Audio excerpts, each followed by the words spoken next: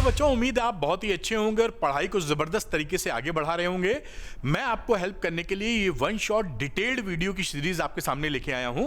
आज हम लोग डिस्कशन करेंगे चैप्टर नंबर 6 इलेक्ट्रोमैग्नेटिक इंडक्शन, और आप देखेंगे कि इलेक्ट्रोमैग्नेटिक इंडक्शन के सारे टॉपिक बहुत ही आसानी से बहुत कम समय में, शायद 1 घंटे या 1.5 घंटे के अंदर, जितना बड़ा ये वीडियो हो उसमें, यानी बहुत कम समय में सभी चीज आप सीख जाएंगे। डेरिवेशन भी सीख जाएंगे, सारे मैं कराऊंगा, न्यूमेरिकल भी कराऊंगा, सारे कॉन्सेप्ट भी कराऊंगा। तो अगर आप ये वीडियो शुरू से अंत तक देखते हैं तो सारे टॉपिक्स में आप मास्टर हो जाएंगे और इसके बाद कोई और वीडियो देखने की जरूरत नहीं पड़ेगी। इतना ही आपके लिए काफी होगा। तो चलिए बिना देर किए हुए मैं वीडियो को शुरू कर लेता हूं। और हाँ, इस प्लेलिस्ट का, यानी जो शुरुआत के 5 वीडियो चैप्टर्स के आए हैं, उनका भी लिंक मैं डिस्क्रिप्शन में लगाऊंगा, उसको फॉलो कर सकते हैं, जिससे आपको बहुत कम समय में सही फिजिक्स, इजी फिजिक्स आप तक पहुंच जाए। चलिए बात को शुरू करते हैं। तो chapter 6 electromagnetic induction detailed one shot है। 97% के लिए सारे कॉन्सेप्ट हम डिस्कस करने वाले हैं। यहां पर डेरिवेशंस डिस्कस करेंगे, न्यूमेरिकल्स लगाएंगे, जिससे सारी चीज पुख्ता हो जाए।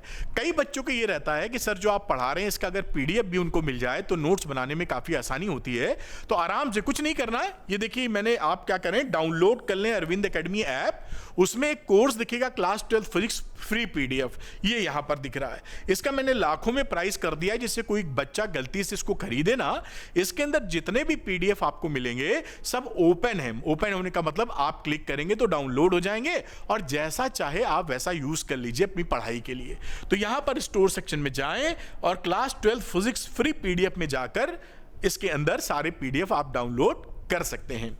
और अपडेट्स के लिए अरविंद एकेडमी टेलीग्राम चैनल से जुड़े रहिए। यहां पर आपकी मैं मदद करने के लिए काफी अपडेट्स देता हूं, जिससे कि आपको पता रहे कि आगे किस तरीके से चलना है, कोई भी इशू आपका लगता है तो। और ये द्रोणा 2.0 क्लास 12 वाले बच्चों के लिए मेरा लाइव कोर्स है। किसी भी प्रकार का आपको कंफ्यूजन हो रहा है कि क्या टॉपिक्स इंपॉर्टेंट है, आपका बैकलॉग हो गया है, ये डेरिवेशन कितना इंपॉर्टेंट है, न्यूमेरिकल नहीं निकल रहे हैं, तो आप मेरे साथ पढ़ाई कर सकते हैं। लाइव क्लासेस होती हैं। साथ में एक अच्छी बात क्या है कि इसमें एनसीईआरटी एक्सरसाइज के हर सवाल का वीडियो सॉल्यूशन मेरे लैंग्वेज या मेरे एक्सप्लेनेशन में मौजूद मिलेगा, आपको मिलेगा। साथ में एनसीईआरटी एग्जांपल्स का भी हर क्वेश्चन का वीडियो सॉल्यूशन मिलेगा, सुपर एक्सप्लेनेशन मेरे एक्सप्लेनेशन पे, यानी जीरो टू हीरो वाला। और हर चैप्टर पे आपको वर्कशीट मिलेगी जो कि फुली सॉल्व होगी, जो इंपॉर्टेंट क्वेश्चन से भरी हुई होगी। पढ़ाई के साथ साथ ये तो मिलना ही मिल रहा है। तो आप इस कोर्स को अगर ज्वाइन करते हैं तो आपको फिजिक्स इजी लगेगी, आप सब कुछ कर पाएंगे और सीख पाएंगे बेहतर। तो जो बच्चे द्रोणा ज्वाइन करना चाहते हैं और 98% तक लाना चाहते हैं, वो अरविंद एकेडमी ऐप को डाउनलोड कर लीजिए, इसके स्टोर सेक्शन में जाकर द्रोणा वाले कोर्स को ले लीजिए और मेरे साथ पढ़ाई को स्टार्ट कर लीजिए। और देखिए फिजिक्स कितनी इंटरेस्टिंग और आसान है।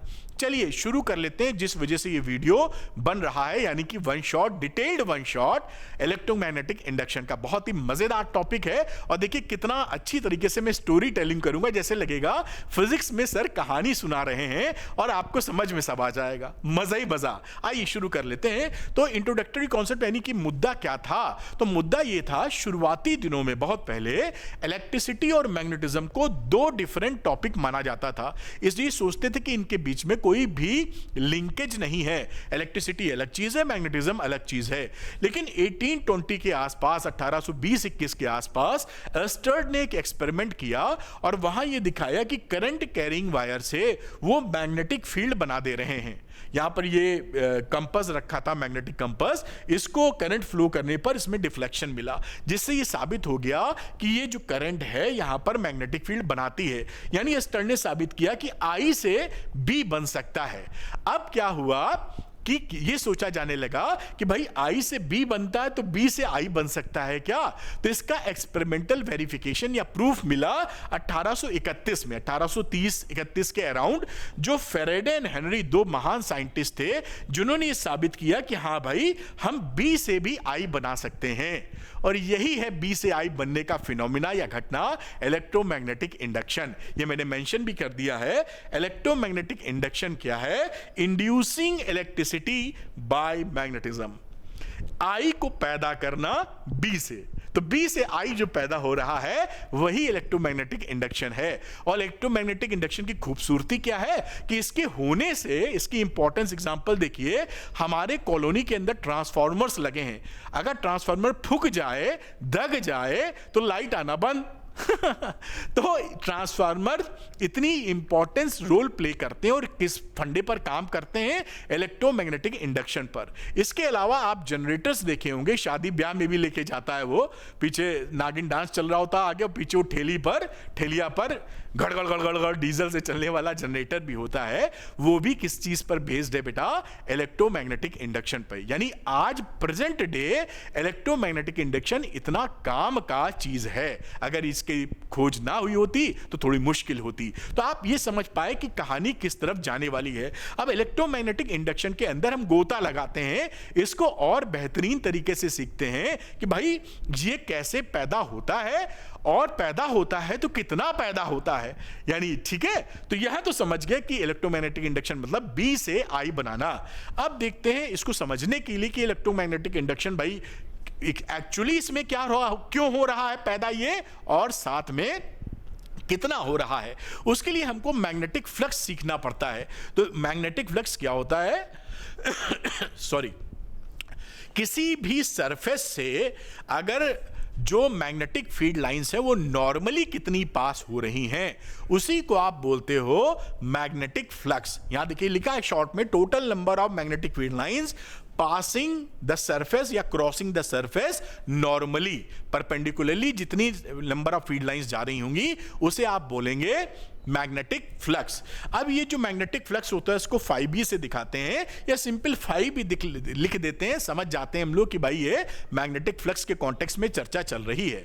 अगली बात, ये एक स्केलर क्वांटिटी होती है, यानी मैग्नेटिक फ्लक्स की कोई भी दिशा नहीं होती, लेकिन ये प्लस या माइनस हो सकती है। जैसे वर्क हमारा हुआ करता था, work is a scalar quantity, लेकिन प्लस या माइनस वर्क होता है। इसी तरह ये भी प्लस माइनस हो सकता है, लेकिन है ये स्केलर क्वांटिटी। साथ में इसकी एसआई यूनिट जो होती है वो वेबर है, तो weber is the SI unit, ये भी पकड़ के रखिए। और मैग्नेटिक फ्लक्स का भाई साहब फॉर्मूला क्या हो जाता है, phi is equal to B dot A. ये ए क्या है, एरिया वेक्टर है ना, जो कि सरफेस के परपेंडिकुलर डायरेक्शन में होता है।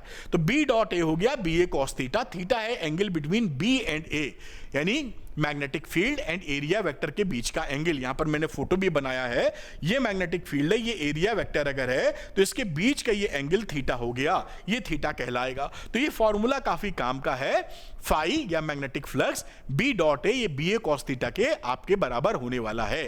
अब चलते हैं कदम और आगे कि भाई इलेक्ट्रोमैग्नेटिक इंडक्शन और प्रिसाइसली और क्लैरिटी के साथ समझें आखिर ये क्या हो रहा है। तो इलेक्ट्रोमैग्नेटिक इंडक्शन क्या है, जैसा कि मैग्नेटिक फ्लक्स हम सीख चुके हैं, तो हम ये बोलते हैं phenomena of production of induced EMF. यानी अगर ये एक लूप है या कॉइल है, इसमें जो ईएमएफ प्रोड्यूस होने की घटना है, किस वजह से, क्योंकि इसके अंदर मैग्नेटिक फ्लक्स में चेंज हो रहा है, तो इस घटना को हम बोलते हैं इलेक्ट्रोमैग्नेटिक इंडक्शन। फिर से एक बार बता रहे हैं कि किसी कॉइल में अगर इंड्यूस्ड ईएमएफ और उसकी वजह से अगर क्लोज सर्किट है तो इंड्यूस्ड करंट बन जाएगी, तो इंड्यूस्ड ईएमएफ या इंड्यूस्ड करंट पैदा हो रही है, और वो जो पैदा हो रही है वो चेंज इन मैग्नेटिक फ्लक्स की वजह से पैदा हो रही है, इसमें चेंज होने की वजह से पैदा हो रही है। तो इस घटना को बोला जाता है इलेक्ट्रोमैग्नेटिक इंडक्शन। ये मैंने क्लैरिटी से यहां लिख भी दिया है, बहुत ही बढ़िया नोट्स हैं आपके लिए। तो phenomena of production of induced EMF और current due to change of magnetic flux is called electromagnetic induction. ये प्रिसाइज एकदम डेफिनेशन हो गई। अगर पूछे कि इलेक्ट्रोमैग्नेटिक इंडक्शन क्या होता है तो इसी को आप याद करके लिख दीजिएगा, समझा तो मैं रहा ही हूं आपको।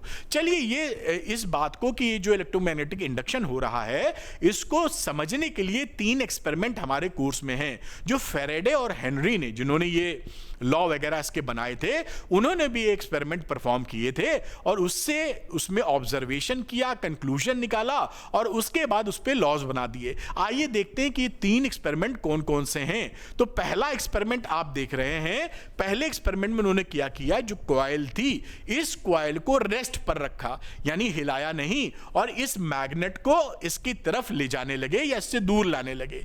यानी ये मोशन में रहा, ये एरो है मतलब वी लगा दीजिए, इसकी कुछ स्पीड हो गई आगे पीछे की, लेकिन ये कॉइल रेस्ट पर है। यही बात लिखा है, induce EMF with a stationary coil, यानी कॉइल रुका है, एंड मूविंग मैग्नेट, और ये मैग्नेट मूव कर रहा है, कॉइल रुका हुआ है। दूसरे में इन्होंने क्या किया बेटा कि इस कॉइल को हिलाने लगे, इस मैग्नेट को रोके रखा। तो मैग्नेट अब स्टेशनरी पोजीशन पर है, लेकिन कॉइल को आगे पीछे करना शुरू कर दिया। यही एक्सपेरिमेंट 2 में लिखा है कि induce EMF with a stationary magnet. अब मैग्नेट स्टेशनरी है लेकिन कॉइल मूव कर रहा है, एंड मूविंग कॉइल। और तीसरी जो घटना यहां पर उन्होंने ली कि 2 कॉइल आसपास रखे, एक में यहां पर करंट में चेंज किया, उसकी वजह से सेकंड वाली कॉइल में जिसमें गैल्वेनोमीटर लगा है, ये जानने की कोशिश की कि इसमें करंट पैदा हुई कि नहीं हुई, और हुई तो कितनी हुई। तो ये तीसरा एक्सपेरिमेंट हो गया, induced EMF by varying current in the neighbouring coil.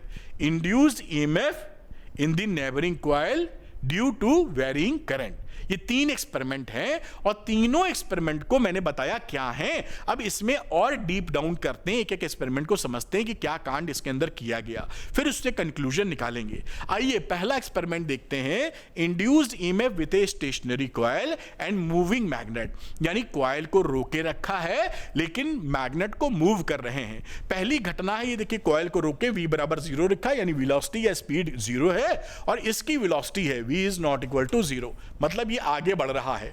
इस दिशा में देखो एरो लगा है, इसका मतलब आगे बढ़ रहा है। Stationary coil and moving magnet, ऐसा करके हमने देखा। तो जब हम ऐसा करते हैं तो हम क्या देखते हैं कि इंड्यूस्ड करंट इसके अंदर पैदा हो जाती है, और अगर इस कॉइल का अभी हम आगे ला रहे थे, अगर हम पीछे ले जाने लगे तो डायरेक्शन ऑफ इंड्यूस्ड करंट बदल जाता है। ये सेकंड वाली सिचुएशन है, देखिए आपके लिए कि यहां पर क्या है, ये जो कॉइल है वो पीछे ले जा रही है, ये रुका हुआ कॉइल है, और ये जो मैग्नेट है इसको हम पीछे ले जा रहे हैं। यहां आगे ला रहे थे आप, यहां पीछे ले जा रहे हैं। तो इस केस में अगर किसी दिशा में करंट है तो पीछे ले जाओगे तो वो करंट अपोजिट डायरेक्शन में चली जाएगी। जिस डायरेक्शन में इधर थी यहां भी इंड्यूस्ड करंट मिली, लेकिन अपोजिट डायरेक्शन में मिली।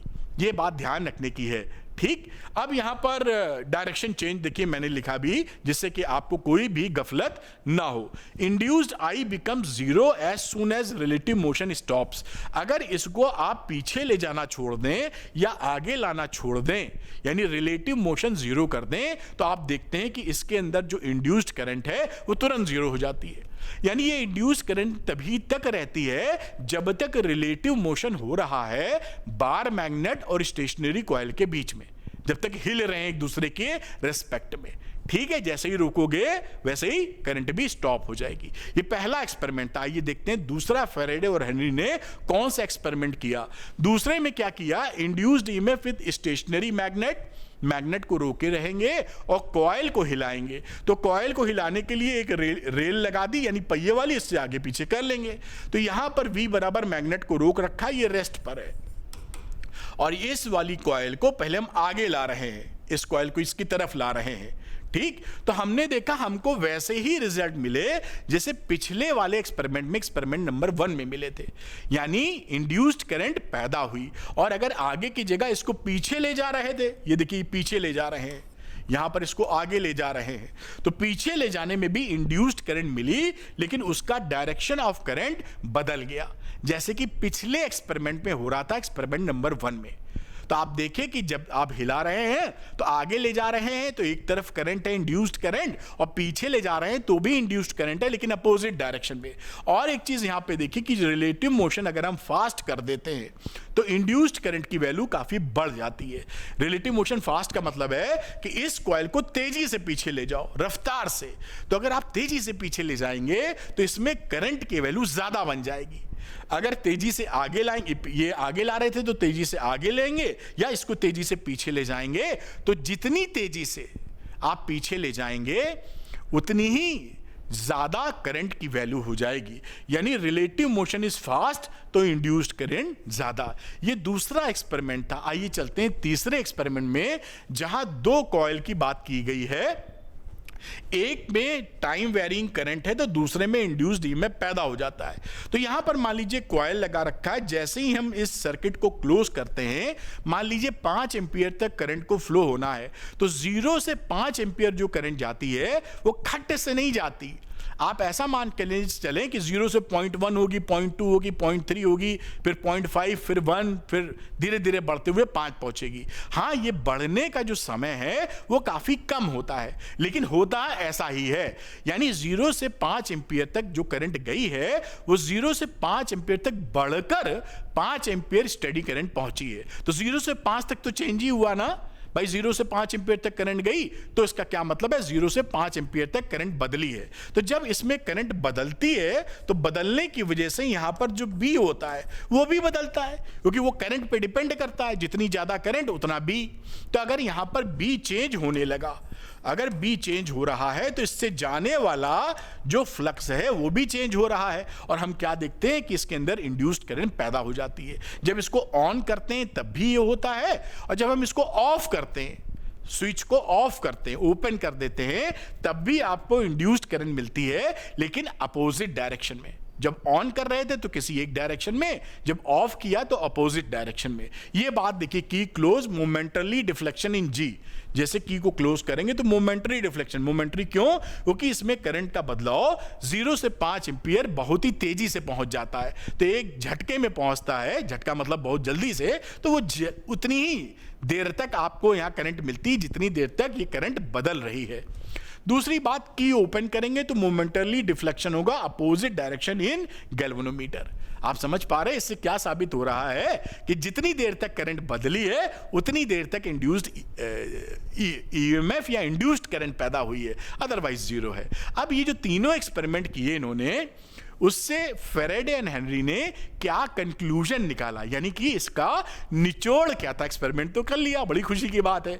तो पहला निचोड़ ये लग रहा कि जब तक फ्लक्स में चेंज होता है वो इंड्यूस कर देता है ईएमएफ।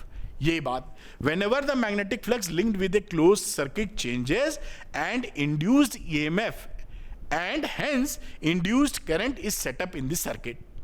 मतलब तीनों में ये देखा कि जहां जहां फ्लक्स में बदलाव आ रहा है उसकी वजह से इंड्यूस्ड ईएमएफ पैदा हो रहा है।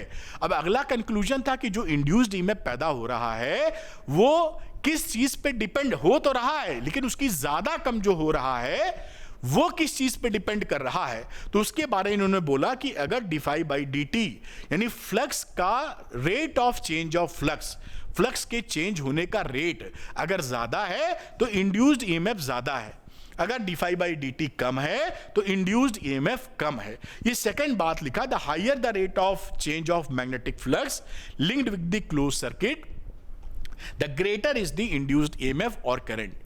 ये दो बातें बहुत ही धुआंधार निकली, क्योंकि इन्हीं कंक्लूजन के बेसिस पर इलेक्ट्रोमैग्नेटिक इंडक्शन के लॉ बनने वाले हैं। तो आप समझ गए कि अगर फ्लक्स में चेंज तो ई बनेगा, और रेट अगर ज्यादा है तो ज्यादा ई बनेगा। ये हो गया कंक्लूजन इलेक्ट्रोमैग्नेटिक इंडक्शन का।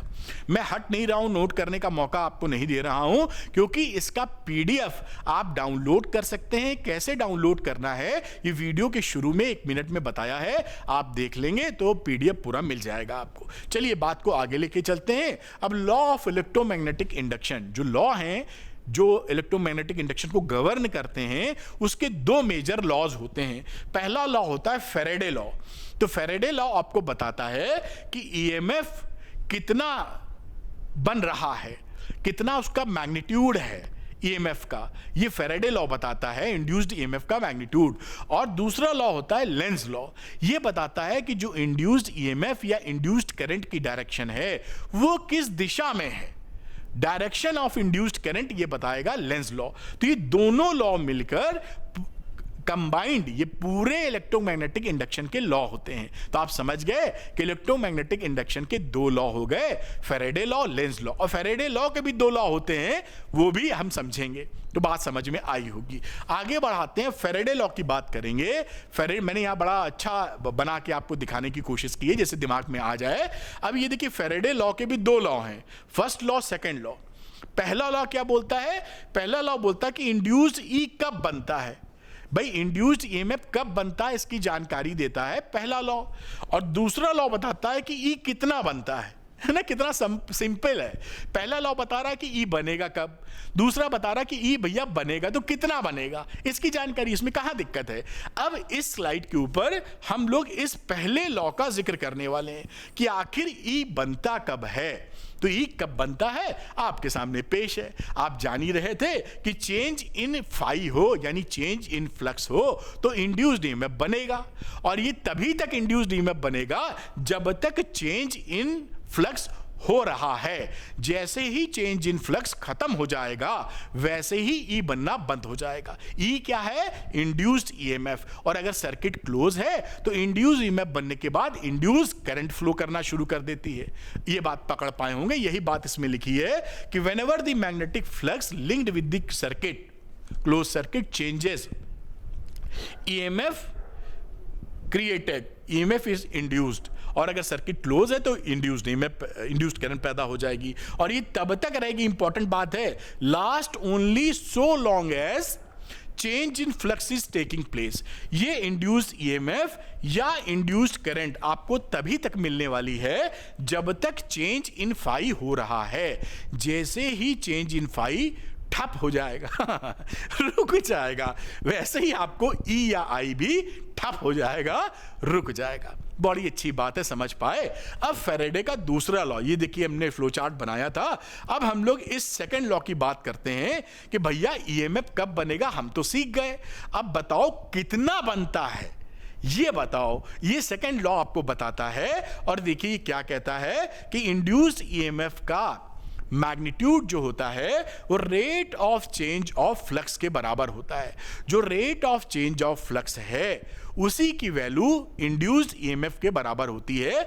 इसके ये दो डंडे जो लगे हैं ये मैग्नीट्यूड का साइन बता रहे हैं कि ई का मैग्नीट्यूड कितना है, क्योंकि डायरेक्शन किधर है, डायरेक्शन का मतलब है इंड्यूस्ड करंट की डायरेक्शन किधर वगैरह, वो तो बताएगा लेंज लॉ, फैराडे लॉ तो बताएगा नहीं। तो चलिए इसको और थोड़ा सा निचोड़ते हैं कि अगर किसी लूप के अंदर n टर्न्स हैं, ये तो एक टर्न के लिए था ना, मान लीजिए इस लूप में कितने टर्न हैं n, तो ये इंड्यूस्ड ईएमएफ n से मल्टीप्लाई कर देना है।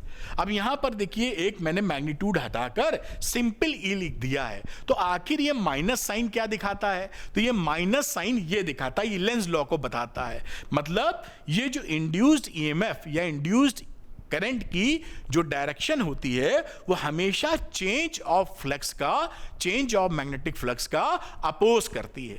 यानी जो मैग्नेटिक फ्लक्स में बदलाव हो रहा है उसका हमेशा इंड्यूस्ड ईएमएफ या इंड्यूस्ड करंट हमेशा अपोजिशन या अपोज करेगा। फिर से थोड़ा सरल भाषा में बताते हैं कि मान लीजिए फ्लक्स बढ़ रहा है, चेंज हो रहा है, बढ़ रहा है, तो ये इंड्यूस्ड ईएमएफ या इंड्यूस्ड करंट ऐसे बनेगी कि वो जो फ्लक्स बढ़ रहा है उसको बढ़ने से रोक सके। और अगर फ्लक्स घट रहा है तो इंड्यूस्ड ईएमएफ या इंड्यूस्ड करंट कैसा डायरेक्शन पकड़ेगी जिससे कि फ्लक्स में जो घटोत्तरी हो रही है उसको रोका जा सके या कम किया जा सके। यह है अपोज करने का तरीका। कोई चीज बढ़ रही है तो बढ़ने मत दो, कोई चीज घट रही है तो घटने मत दो, यानी कुल मिला के चेंज का विरोध करो। तो ये वही काम करता है। Negative sign indicates the direction of induced EMF always opposes the change in magnetic flux. ये जो चेंज इन मैग्नेटिक फ्लक्स है इसका हमेशा इसको विरोध करना है। यही चीज कहलाती है लेंज लॉ। ये आपसे पूछा भी काफी जाता है। मैंने अलग से एक स्लाइड, दो स्लाइड डाली हैं जिससे शानदार तरीके से आप सीख सकें। आइए लेंज लॉ यहां समझे। अब लेंज लॉ को अलग से लिख लेते हैं कि एग्जाम में अगर लिखना हुआ तो कैसे लिखेंगे। तो यहां पर सिंपल सी बात, वही बात दो रूप में कही गई है। पहला रूप क्या कहता है कि इंड्यूस्ड ईएमएफ या इंड्यूस्ड करंट जो बनती है हमेशा उस कारण का विरोध करती है जिससे वो खुद बन रही है। ये वही चीज कह रहे हैं घुमा के, फिर सेकंड वाली बात वही लिख दी है, फिर से रिपीट कर रहे हैं। जो इंड्यूस्ड ईएमएफ है या इंड्यूस्ड करंट है, वो जो बनती किससे? चेंज इन फ्लक्स से। तो वो उस कारण का विरोध करती है जिससे वो खुद बन रही है, यानी चेंज इन फ्लक्स का विरोध कर रही है। बन तो उसी से रही है, बन रही चेंज इन फ्लक्स का, लेकिन विरोध भी चेंज इन फ्लक्स का कर रही है। तो ये दो तरह के स्टेटमेंट है, दोनों का मतलब एक है। पहला कि इंड्यूस्ड ईएमएफ या इंड्यूस्ड करंट विरोध करती है उस कारण का जिससे वो खुद पैदा हो रही है, या उसका मतलब है कि opposes the change in magnetic flux, यानी मैग्नेटिक फ्लक्स में जो चेंज हो रहा है उसका इसको विरोध करना है। ये लेंज लॉ बताता है या कहता है। अच्छा, अब लेंज लॉ को और थोड़ा गहरे से समझते हैं जिससे हमारे दिमाग में घुस जाए। बाकी तो मैंने बातें आपको समझाई थी। आइए देखते हैं। मान लीजिए यहां पर एक कॉइल है और ये अभी नॉर्थ पोल नहीं बना, ये तो मैंने बना दिया है। ये अगर आप यहाँ पे मैग्नेट को इसके पास लेके आएंगे, तो जब आप मैग्नेट को इसकी तरफ लाएंगे तो what is happening here? Flux is increasing. पहले अगर 10 लाइनें जा रही थी और पास ले आओगे तो 10 की जगह 100 जाने लगेंगी। भाई कोई चीज ऐसे है जैसे आपको दिखाऊं, थोड़ा फील कराऊं, मजा आएगा आपको। ये मान लीजिए कॉइल है ऐसे, और यहां पर मेरा मैग्नेट है, तो मैग्नेट से मैग्नेटिक फील्ड लाइन ऐसे ऐसे निकल रही है। कुछ मैग्नेटिक फील्ड बाहर से चली जा रही होंगी ऐसे, कुछ अंदर से भी जा रही होंगी। लेकिन जब इसको और पास ले आओगे तो ये जो मैग्नेटिक फील्ड लाइन से ज्यादा जाने लगेंगी, क्योंकि ये इतनी दूर था, अब हम इतनी पास आ गए। तो व्हाट इज हैपनिंग हियर कि flux is increasing, phi is increasing, phi बढ़ रहा है। तो इस वाले कॉइल में जो इंड्यूस्ड ईएमएफ या इंड्यूस्ड करंट पैदा होगी, उसका काम क्या होगा कि बढ़ने वाले फ्लक्स का विरोध करे। अब विरोध करने के लिए क्या है कि इसको पास आने से रोके, तब तो विरोध होगा, वरना वो तो चढ़ा हुआ है। तो इसको रोकने के लिए इसके पास हाथ पैर तो है नहीं कि थप्पड़ मार दे, घूंसा मार दे, लात मार दे कि दूर जाओ, क्योंकि नेचर ने ये चीज इसको प्रोड्यूस नहीं की है।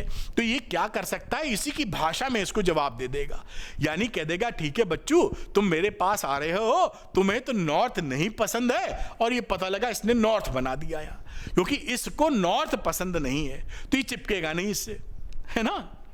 एक जैसे बेवकूफ़ी भरा एग्जाम्पल मैं दूं आपको याद कराने के लिए, वैसे तो मज़ा नहीं आता लेकिन आपको याद कराने के लिए। मान लीजिए कोई लड़की आपको अच्छी लगती है, आपके क्लास में पढ़ती है, एग्जाम्पल दे रहा हूं, लड़की लड़के के बारे में सोचें, लड़के लड़की के बारे में समझने के लिए। तो आप उसके पास जाना चाहते हैं, अब वो लड़की आपको पसंद नहीं करती, आपके हर एक्शन को अपोज करती है। आप पास जाना चाहेंगे तो वो आपको रोकना चाहेगी। तो उसने जैसे ही तुम पास जाने लगे, कुछ उसके पास ऐसी शक्ति है कि वो चेहरा अपना लड़की या लड़के का बदल सकती है। तो जैसे ही पास आने लगे, खट से उसने एक्शन लिया और लड़के जैसा हो गया वो। अब लड़के से क्या है, नॉर्मल कंडीशन में तो लड़का लड़के के नहीं चिपकेगा पास में जाके, तो कहेगा हटाओ, पास नहीं जाना अब हमको इसको, है ना। अगर यही बात लड़की जैसे लड़का है, किसी को पसंद कर रही है, अब वो पास जा रही है, तो लड़के ने क्या किया, खट से उसको नहीं पसंद करता तो खट से वो लड़की बदल गया, तो वो ज्यादा पास, मतलब उस पॉइंट ऑफ व्यू उसके तहत नहीं जाना चाहेगा। कुछ ऐसा समझ लीजिए आप, आपको समझाने के लिए मामला क्रिएट कर रहे हैं। तो ये लाद घुसा नहीं चला, लेकिन इसने नॉर्थ बना लिया। अब जो नॉर्थ कैसे बनेगा, देखिए नॉर्थ जब बनता है तो ये डायरेक्शन ऑफ करंट कैसी आपको दिख रही है, किस डायरेक्शन में है, एंटी क्लॉकवाइज डायरेक्शन। ये एंटी क्लॉकवाइज डायरेक्शन में यहां पर अपने में करंट फ्लो कराना शुरू कर देता है, जिससे यहां नॉर्थ फॉर्मेशन हो जाता है, और ये नॉर्थ को रिपेल करता है, इसलिए आगे बढ़ने से ये रुकता है। कुल मिला के कॉइल इसका अपोजिशन कर देता है, विरोध। इस तरीके से बात समझ में आई होगी आपको। अब दूसरे में क्या है, मान लीजिए इसको आप दूर ले जा रहे हो, तो ये ऐसा खिलाड़ी है कि इसको दूर भी नहीं जाने देता, ना पास आ सकते हो ना दूर जा सकते हो। फ्रेंड हो, फ्रेंड की तरह रहो, बॉयफ्रेंड भी ना बनो और एनिमी भी ना बनो, दुश्मन भी ना बनो। कुछ ऐसी की सिचुएशन है जैसे आपको दिमाग में घुस जाए। बात समझे, एक क्लास में लड़की है, अब आप सोचते हैं आप उसके बॉयफ्रेंड बने, तो कहती नहीं बॉयफ्रेंड नहीं बने, फिर कहता दुश्मनी हो जाए, कहते दुश्मनी भी नहीं, जो है वही रहो। मतलब तुम फ्रेंड हो तो फ्रेंड ही तक रहो, ना बॉयफ्रेंड बनो, ना दुश्मन या एनिमी बनो, वो सिचुएशन है। अब यहां पर ये दूर जाने लगे, तो इसने कहा भाई एनिमी या दूर मत जाओ मुझसे, तो दूर नहीं जाओ। तो कैसे नहीं जाओ, तुम्हें जो पसंद है वो मैं दिखाती हूं, या जो भी है।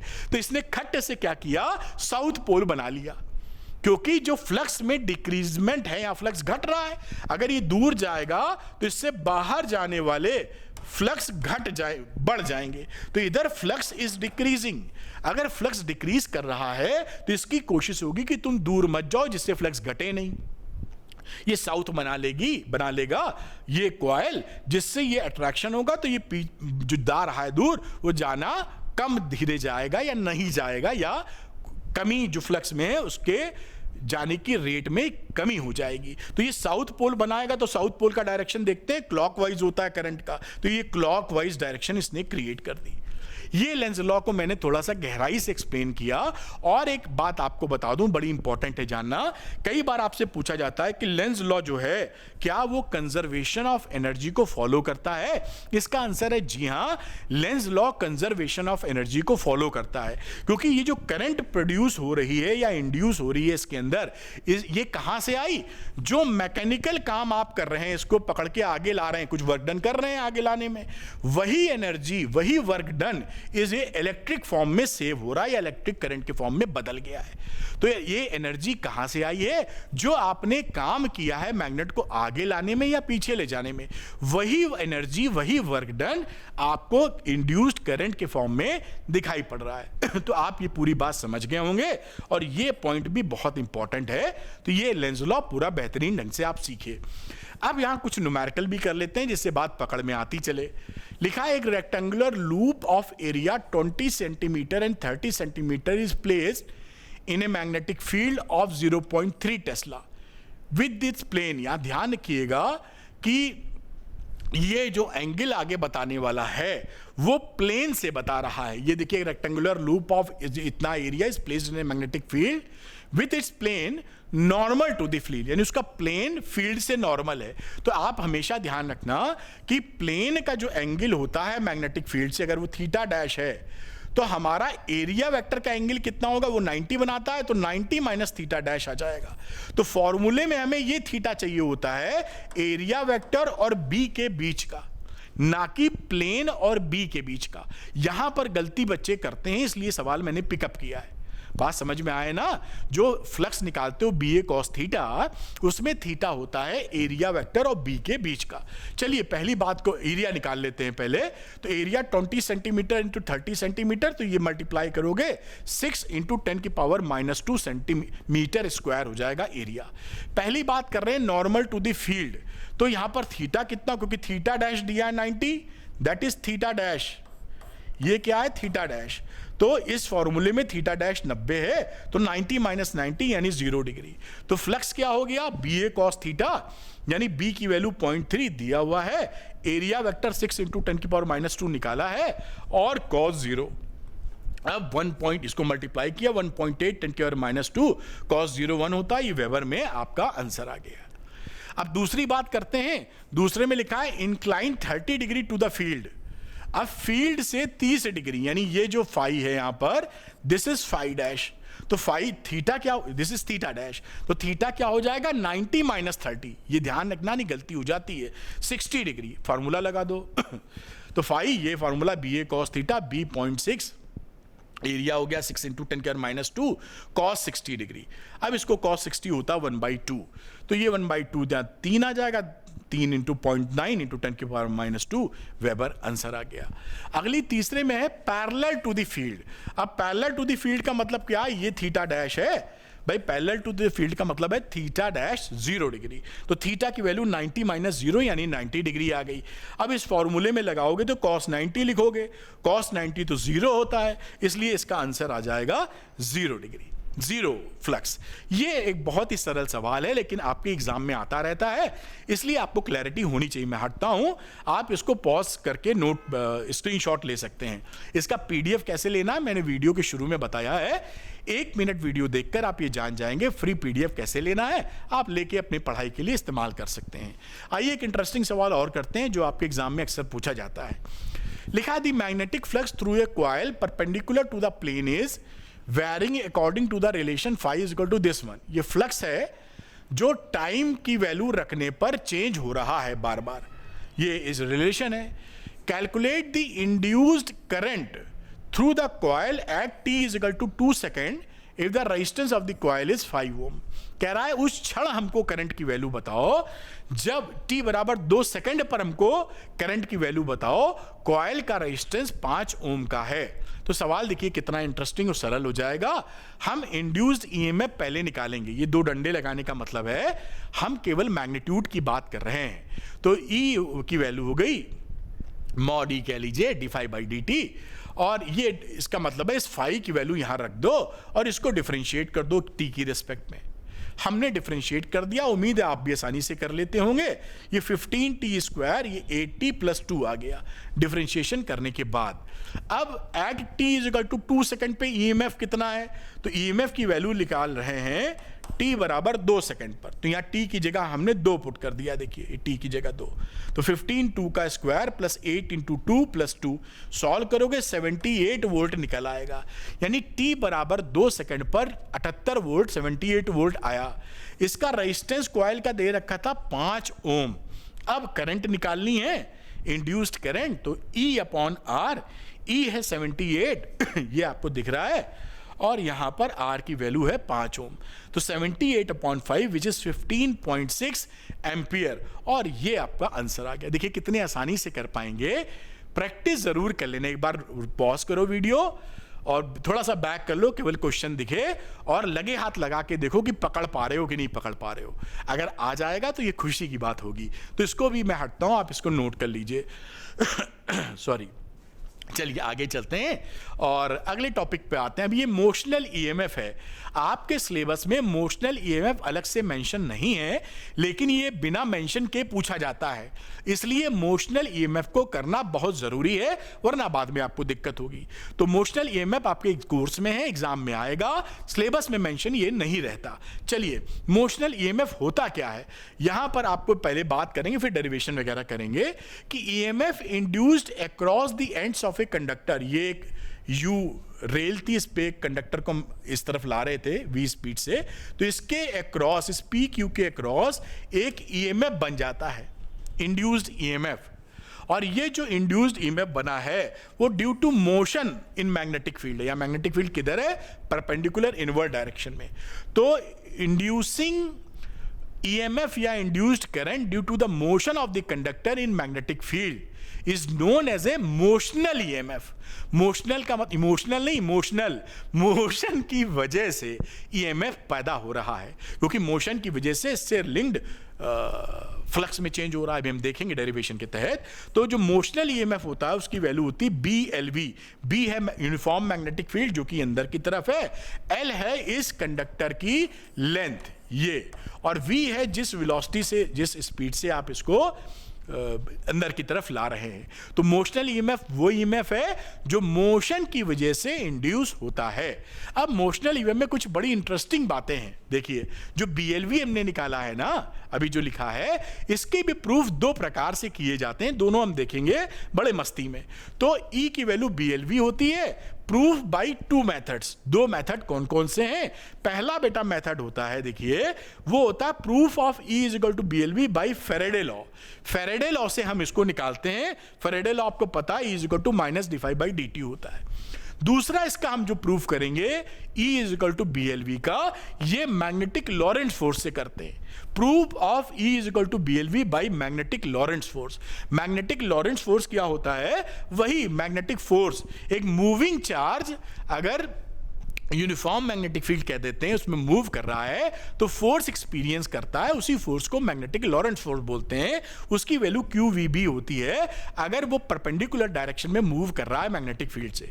QVB sin थीटा, तो sin थीटा 1 हो जाता है। तो QVB यहां पर मैग्नेटिक फील्ड और वेलोसिटी या स्पीड जिस डायरेक्शन में, दोनों एक दूसरे से 90 डिग्री का एंगल बनाए हुए हैं। तो आप समझ गए कि मोशनल ईएमएफ को हम 2 प्रकार से प्रूव करेंगे, एक फेरेडे लॉ के बेसिस पर, एक लॉरेंट्ज फोर्स के बेसिस पर। आइए पहले बेसिस पर यानी motional EMF bye Faraday law करते हैं। अब यहां पर देखिए मैंने इसका एलोब्रेशन भी लिख दिया है, कई बच्चे कहते हैं थोड़ा लिख दीजिए जिससे कि वो इसका प्रूफ कर पाए। यहां पर बोला है कंसीडर एक कंडक्टर PQ, ये कंडक्टर है P और ये कंडक्टर है Q, ये P, ये एक्स्ट्रा निकली हुई है रॉड है, एक्स्ट्रा निकली हुई ना मानिए, इतनी लेंथ L, इसकी यहां से यहां तक की जो दूरी है देखिए L है, इसकी भी L लंबाई है इसकी। Free to move on U shaped conducting rails. ये देखिए यू शेप्ड कंडक्टिंग रेल है, यू शेप्ड, उसके ऊपर वो मूव कर सकती है। In a uniform magnetic field B, ये मैग्नेटिक फील्ड किधर है आपको दिखाई पड़ रहा है, अंदर की तरफ है। Directed normally into the plane of paper, इस प्लेन ऑफ पेपर या प्लेन ऑफ बोर्ड बोल लीजिए, इससे डायरेक्टली इनवर्ड डायरेक्शन में है। ये सिचुएशन है। अब इसको, इस कंडक्टर को जो मूव कर सकता है, इसको आप v स्पीड से अंदर की तरफ ला रहे हैं। जब आप अंदर की तरफ लाएंगे तो इस लूप से जो फ्लक्स लिंक्ड है वो घटेगा। भाई अभी फ्लक्स लिंक कितना होता है, देखिए conductor PQ moves towards left with speed v, जो मैंने आपको बताया, उससे होगा क्या, flux associated with loop PQRS decreases. पहले B इंटू A होता है ना इस समय, तो फ्लक्स, तो ये एरिया घटा तो फ्लक्स घटा, और फ्लक्स में अगर चेंज होगा तो इंड्यूस्ड EMF पैदा हो जाएगा। अब इसी वजह से जो डिक्रीजमेंट आ रहा है, फ्लक्स में बदलाव या घटोत्तरी आ रही है, उस वजह से induced EMF setups and consequently induced I, भाई क्लोज सर्किट है तो इंड्यूस्ड ई आने के बाद, ईएमएफ आने के बाद इंड्यूस्ड करंट फ्लो करने लगेगा क्योंकि सर्किट क्लोज है, और इंड्यूस्ड करंट का डायरेक्शन क्या होगा, वो लेंज लॉ को फॉलो करेगा। ये बात हम पहले ही पढ़ चुके हैं। आइए देखते हैं कि ये आगे कैसे प्रोसीड करेंगे या कैसे हम E इक्वल टू BLV निकालेंगे। सपोज कर लेते हैं कि इस लेंथ ऑफ द लूप किसी इंस्टेंट t पर x है, ये x दूरी है, किसी क्षण इसका लेंथ आपका x है और ये चौड़ाई मानो तो ये चौड़ाई l है। तो बात समझ में आई। अब मैग्नेटिक फ्लक्स कितना हो गया लिंक्ड PQRS से, PQRS, ये जो लूप है इससे लिंक्ड फ्लक्स कितना हो जाएगा, B इंटू A। अब BA का मतलब, क्योंकि cos थीटा तो यहां पर 0 डिग्री हो रहा है, कॉस थीटा आप जान ही रहे हैं, BA cos थीटा, तो उसके हिसाब से या केवल BA आएगा क्योंकि दोनों V और वो मैग्नेटिक फील्ड एक दूसरे से 90 डिग्री का एंगल बनाए हुए हैं। तो ये हो गया BLX, तो ये रहा BL और ये एरिया होता है लेंथ इंटू ब्रेथ, तो L इंटू एक्स हो गया। यह फ्लक्स हो गया BLX, जितना फ्लक्स इससे लिंक्ड है बेटा जी। अब अगली बात करते हैं अकॉर्डिंग फेरेडे लॉ, क्योंकि फेरेडे लॉ से इंप्रूव कर रहे हैं। फेरेडे लॉ बोलता है E is equal to minus d∅dt, तो इसको इंटीग्रेट कर दो, माइनस d/dt BLX। B और L तो फिक्स्ड है, B बदल नहीं रहा, L बदल नहीं रहा, इसलिए दोनों कूद के आ गए बाहर। और ये dx/dt ये बदल रहा है क्योंकि x बदल रहा है। और इंटरेस्टिंग बात क्या है कि x जब ये जो dx/dt है ये डिक्रीजिंग फंक्शन है, x घट रहा है लगातार, इसलिए यहां पर वैल्यू लिख देते हैं माइनस dx/dt को माइनस v के बराबर। तो ये वैल्यू क्या हो गई, E इज इक्वल टू ये प्लस हो जाएगा क्योंकि ये माइनस dx/dt के बराबर है, तो BLV के बराबर हो जाएगा। ये प्रूफ हो गया। यहाँ V इज इक्वल टू, या ये लिख दो V is equal to minus dx/dt, क्योंकि इसमें जोड़ घटाव x बढ़ने पर V आ रहा है, तो ये डिक्रीजिंग फंक्शन है, समय के साथ x घट रहा है, तो dx/dt क्या है, माइनस साइन के साथ, इसी को स्पीड बोल दोगे इस कंडक्टर की। तो ये डेरिवेशन हो गया मोशनल ईएमएफ का बाय फेरेडे लॉ। तो ये आप पॉज करके नोट कर सकते हैं, वरना PDF कैसे लेना है वो मैंने वीडियो के शुरू में बताया, आप देख के ले सकते हैं। फ्लेमिंग का राइट हैंड रूल लगाते हैं ये जानने के लिए कि इंड्यूस्ड करंट की डायरेक्शन क्या होगी। फ्लेमिंग का राइट हैंड रूल, देखिए राइट हैंड रूल क्या बताता है, ऐसे कर लीजिए, और ये फील्ड मैग्नेटिक फील्ड है, ये उंगली, ये अंगूठा मोशन है और ये इंड्यूस्ड EMF है। आप ऐसे करिए, शर्माइए नहीं है, शर्माए ना आप।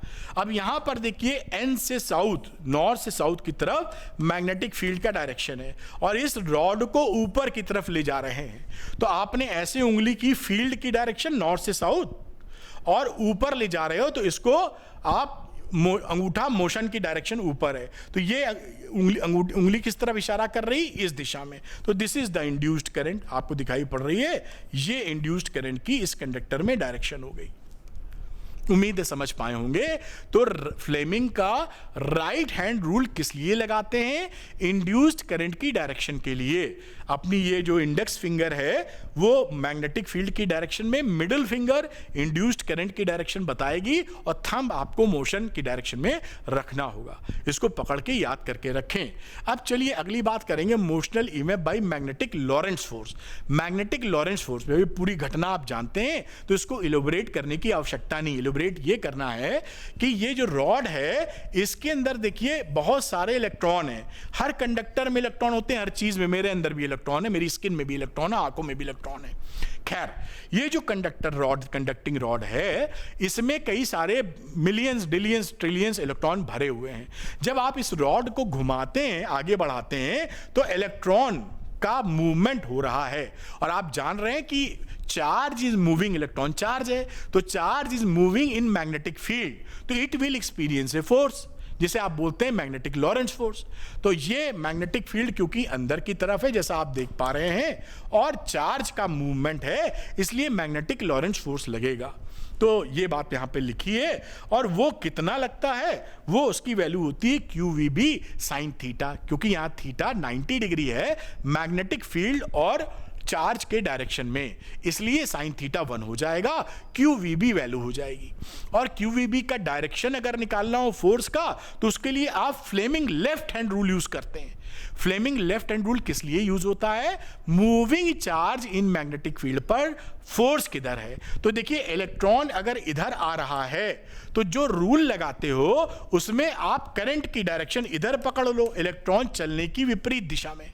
यही तो होता है, ये फ्लेमिंग का रूल हो गया। Father, mother, child, magnetic field अंदर की तरफ है।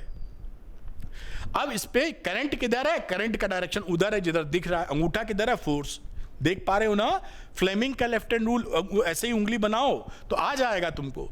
Father, mother, child, F for father, F for force. Mother मतलब मैग्नेटिक फील्ड, या मदर मतलब M फॉर मदर, और C फॉर चाइल्ड या C फॉर करंट। ये निमोनिक है, ट्रिक है।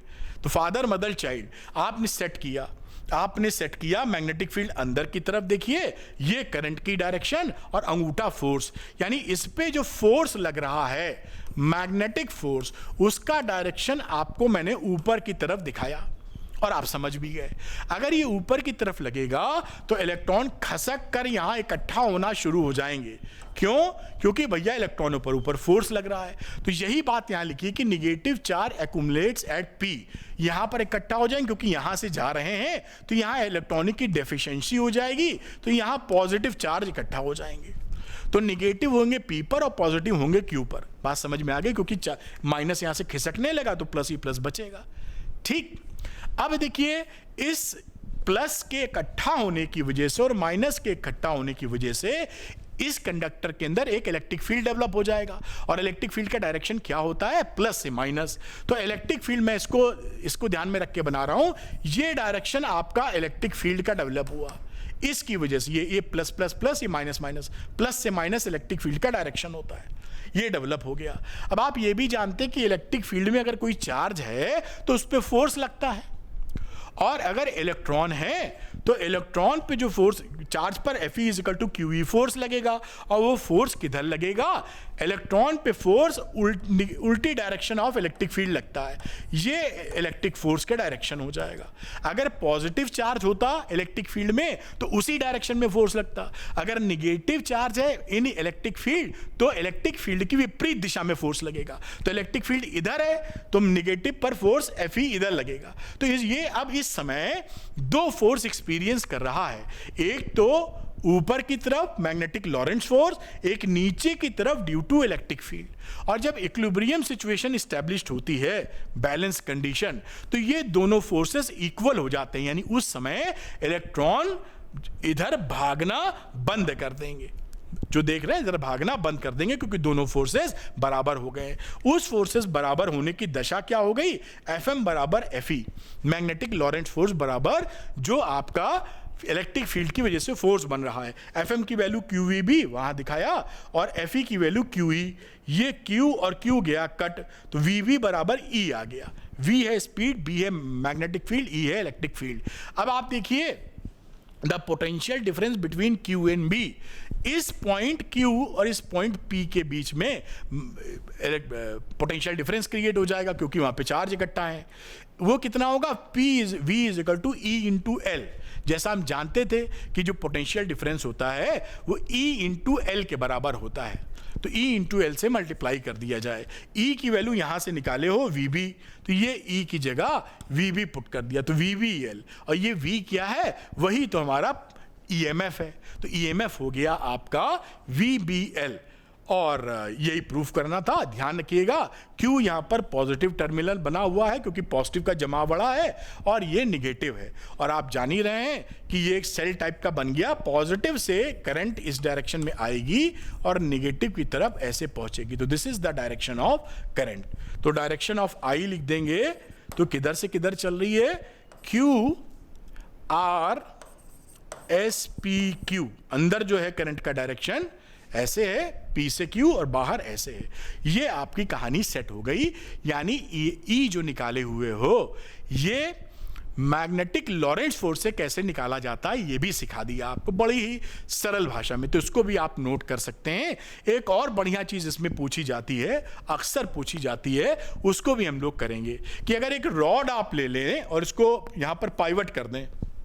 पाइवट करने का मतलब एक कीला ठोक दिया आपने और इस रॉड को ऐसे घुमाएं और ये मैग्नेटिक फील्ड आपको दिखाई पड़ रहा है perpendicular to the plane of paper in inward direction. तो इस रॉड के दोनों सिरों पर ये ओ सिरा है तो इसको पी सिरा कह दो।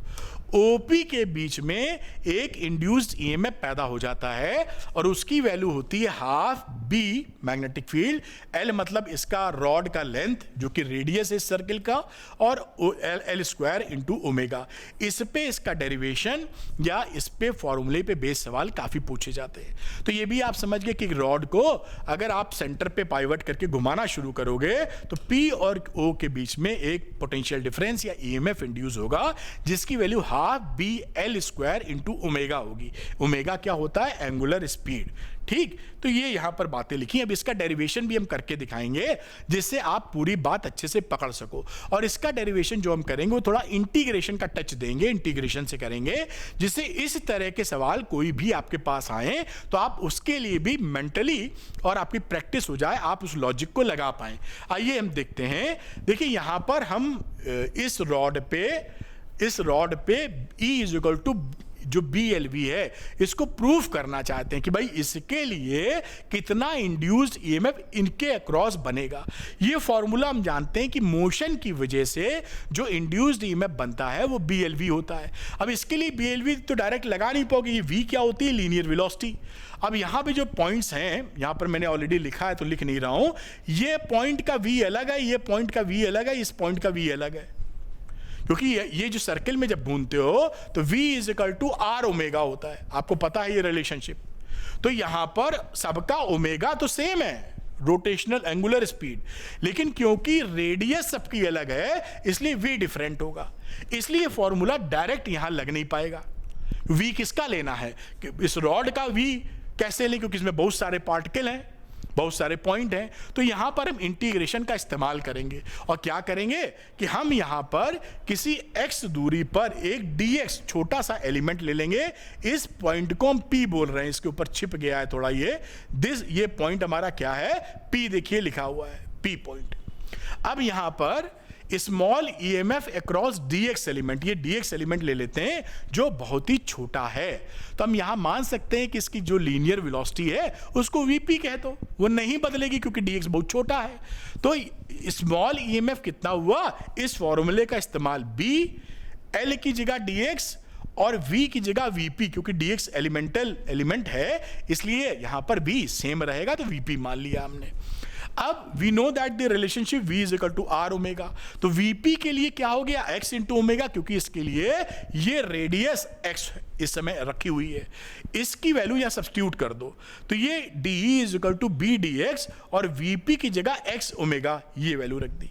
बिल्कुल ठीक, कोई दिक्कत नहीं है। अब हमें पूरा EMF चाहिए तो इंटीग्रेट कर देते हैं विद प्रॉपर लिमिट्स। तो E is equal to integration of DE और इसको इंटीग्रेट कर रहे हैं हम लोग dx के रेस्पेक्ट में आप डाल रहे हैं लिमिट 0 to L। 0 मतलब x बराबर 0 यहां है और यहां पर x बराबर इसकी लेंथ है। तो 0 to L हमने इंटीग्रेट कर मारा। अब यहां पर देखिए b और ओमेगा तो कांस्टेंट है, b भी नहीं बदल रहा, ओमेगा भी नहीं बदल रहा, ओमेगा सबके लिए सेम है तो ये बाहर आ जाएंगे b ओमेगा। x का इंटीग्रेशन करेंगे dx से 0 to L में, तो x का इंटीग्रेशन होता है x square upon 2 0 to L। अब L रख दीजिए तो L स्क्वायर बाई 2 आ जाएगा, बाकी 0 रखेंगे तो बात खत्म। ये b is equal to half B L square B L square omega, ये प्रूफ हो गया। यहाँ पर ये इंटीग्रेशन के बिना भी किया जा सकता है, वो मैंने नहीं कराया क्योंकि वो आपकी बुद्धि नहीं खोलेगा। इसको कराने पर आपको फायदा ये मिलेगा कि इस तरह का कोई सवाल हॉट्स में आ जाए तो आपको मालूम है कि हम ये खेल खेल सकते हैं। इस बाउंसर को आप अरविंद सर ने सिखाया है, इस बाउंसर पे कैसे छक्का मारना है ये हमको पता है, वरना कभी ऐसी बाउंसर देखी नहीं और आ गई तो बड़ी तकलीफ हो जाएगी फिर एकदम से। फिर फाइनल मैच में कैसे रन करेंगे, तो आप समझ पाए होंगे, जिससे कि आप सीख जाएं। इस वीडियो बनाने का उद्देश्य केवल वीडियो बनाना नहीं है, इंटरेस्टिंग कम समय में सारी चीज पढ़ाते हुए आपको इस तैयार कर देना है जिससे ये वीडियो ही काफी हो आप बहुत अच्छे नंबर दिलवाने के लिए। खैर, इसको मैं हटता हूं, आप पॉज करके नोट कर लीजिए। इसका पीडीएफ चाहिए, मैंने इस वीडियो के शुरू में 1 मिनट चर्चा की है, उससे आपको पता चल जाएगा। आइए चलते हैं अगले टॉपिक। अच्छा, इसी में कुछ बातें हैं, उसको भी जिक्र कर लेते हैं फटाफट। तो इसी में देखिए, इसमें जो करंट की वैल्यू थी, इंड्यूस करंट, वो कितनी होगी? तो करंट की वैल्यू E/R रहती है, V = IR वाला, ओम्स वाला। E की वैल्यू BLV और R से डिवाइड कर दो, ये इंड्यूस्ड करंट की वैल्यू आ गई। दूसरी बात, फोर्स कितना लगेगा मूवेबल आर्म पर? देखिए, जब इसको आप आगे ले जाते हो तो एक फोर्स, अपोजिट फोर्स लगने लगता है इस पे, क्योंकि ये current carrying conductor moving in magnetic field है। आप फिर वही फॉर्मूला लगा दीजिए, फ्लेमिंग का लेफ्ट हैंड रूल। तो ये क्योंकि करंट फ्लो हो रही है इसके अंदर, तो current carrying conductor in magnetic field, तो एक फोर्स लगने लगता है, रेजिस्टिव फोर्स अपोजिट डायरेक्शन में। इसको मेंटेन करने के लिए इसके अपोजिट फोर्स आपको लगाना पड़ता है, जिससे V मेंटेन रहे। इस फोर्स की क्या वैल्यू है? Force on the movable arm B²L² V × R, इसको भी याद कर लीजिए आप। तीसरा, पावर डिसिपेटेड कितना हो जाएगा? F × V, F ये है और V से मल्टीप्लाई कर दीजिए, B²L² V²/R। तो ये भी कहीं पूछा जाए तो आप जरूर इसका जवाब दें, बहुत ही सरल मामला है, थोड़ा प्यार से आपको हैंडल करना है। ये भी बात आप सीख गए कि इस वाली कांड में क्या क्या कांड पूछे जा सकते हैं। अगली बात हम लोग देखते हैं, रिलेशनशिप बिटवीन इंड्यूस। ये भी बहुत पूछा जाता है और पढ़ने वाले बच्चे ही कर पाते हैं कि भाई ये जो हमने कहानी बताई थी, इसमें जो इंड्यूस चार्ज पैदा हो रहा है उसकी वैल्यू कितनी है? इंड्यूस्ड ईएमएफ निकाल लिया, इंड्यूस करंट निकाल लिया, लेकिन अब इंड्यूस चार्ज की बात कर रहे हैं। तो आइए देख लेते हैं। फैराडे का लॉ था E = dφ/dt, इसको आप केवल मैग्नीट्यूड हमने पकड़ लिया, दिशा अभी रहने देते हैं, उसकी खास जरूरत नहीं है अभी। तो E dφ/dt या ΔΦ/Δt। अब I की वैल्यू होती E/R, ये हमको मालूम है। तो I की जगह आप लिख सकते हो ΔQ/Δt, यही तो होता है current, rate of flow of charges. तो ΔQ/Δt = E/R। अब ΔQ/Δt को इस E की जगह हमने ये वैल्यू पुट कर दी dφ/dt, ये ΔΦ/Δt × R, ये 1/R था, इसको लिख लो E × R। तो E की वैल्यू ये हो गई और R की R नीचे है भाई, तो ये मैं इसको थोड़ा सा इरेज कर देता हूँ। रेस करने की प्रैक्टिस थोड़ी कमजोर है भी मेरी, 1/R बराबर। तो यहां पर ये वैल्यू लिखी गई, इस ΔT को इस ΔT से मार दो तो ΔQ की वैल्यू कितनी आ गई? ΔΦ/R। ये बड़ा इंटरेस्टिंग कॉन्सेप्ट है, क्या मामला आपको ध्यान रखना है वो अभी बताते हैं। ये क्या है? This is induced charge, induced charge बेटा। तो ये इंड्यूस्ड चार्ज ΔΦ/R के बराबर है। ये क्या चीज बोल रहा है? इंपॉर्टेंट चीज है कि induced charges does not depend on the rate of change of magnetic flux. ये जो ΔQ होता है ये dφ/dt पर डिपेंड नहीं करता, rate of change in flux पे। तो it depends only on the change of magnetic flux, कितना टोटल चेंज हो रहा है। इसको और आपको दिमाग में घुसेड़ने के लिए E की वैल्यू प्रोपोर्शनल या बराबर होती थी dφ/dt के। E केवल dφ के बराबर नहीं था, rate of change of magnetic flux E। लेकिन भाई साहब ΔQ इसके प्रोपोर्शनल नहीं होता है, इसके बराबर नहीं होता। वो किसके बराबर होता है? टोटल फाई के। फर्क समझे? रेट से मतलब नहीं है, टोटल चेंज इन फ्लक्स से मतलब है in case of induced charge में। और ये आपसे पूछते बहुत हैं, तो जो बारीकी से पढ़ रहा है या पढ़ा रहा है उसके बच्चे ये सीखेंगे। अरविंद सर के बच्चे सीखेंगे, थोड़ा अपनी ऊंची कर लेते हैं आपकी भी ऊंची कर देते हैं, आप पढ़ रहे हैं ध्यान से। तो ये आप समझे ना कि डेल्टा क्यू जो है टोटल चेंज इन फ्लक्स पे डिपेंड कर रहा है, रेट पर चेंज नहीं है, रेट पर ईएमएफ डिपेंड करता है। ये बात यहां पर बताई गई है, इसलिए मैंने आपको आप हिटिंग द बुल साई वाली सिचुएशन है इसलिए पकड़ाया आपको।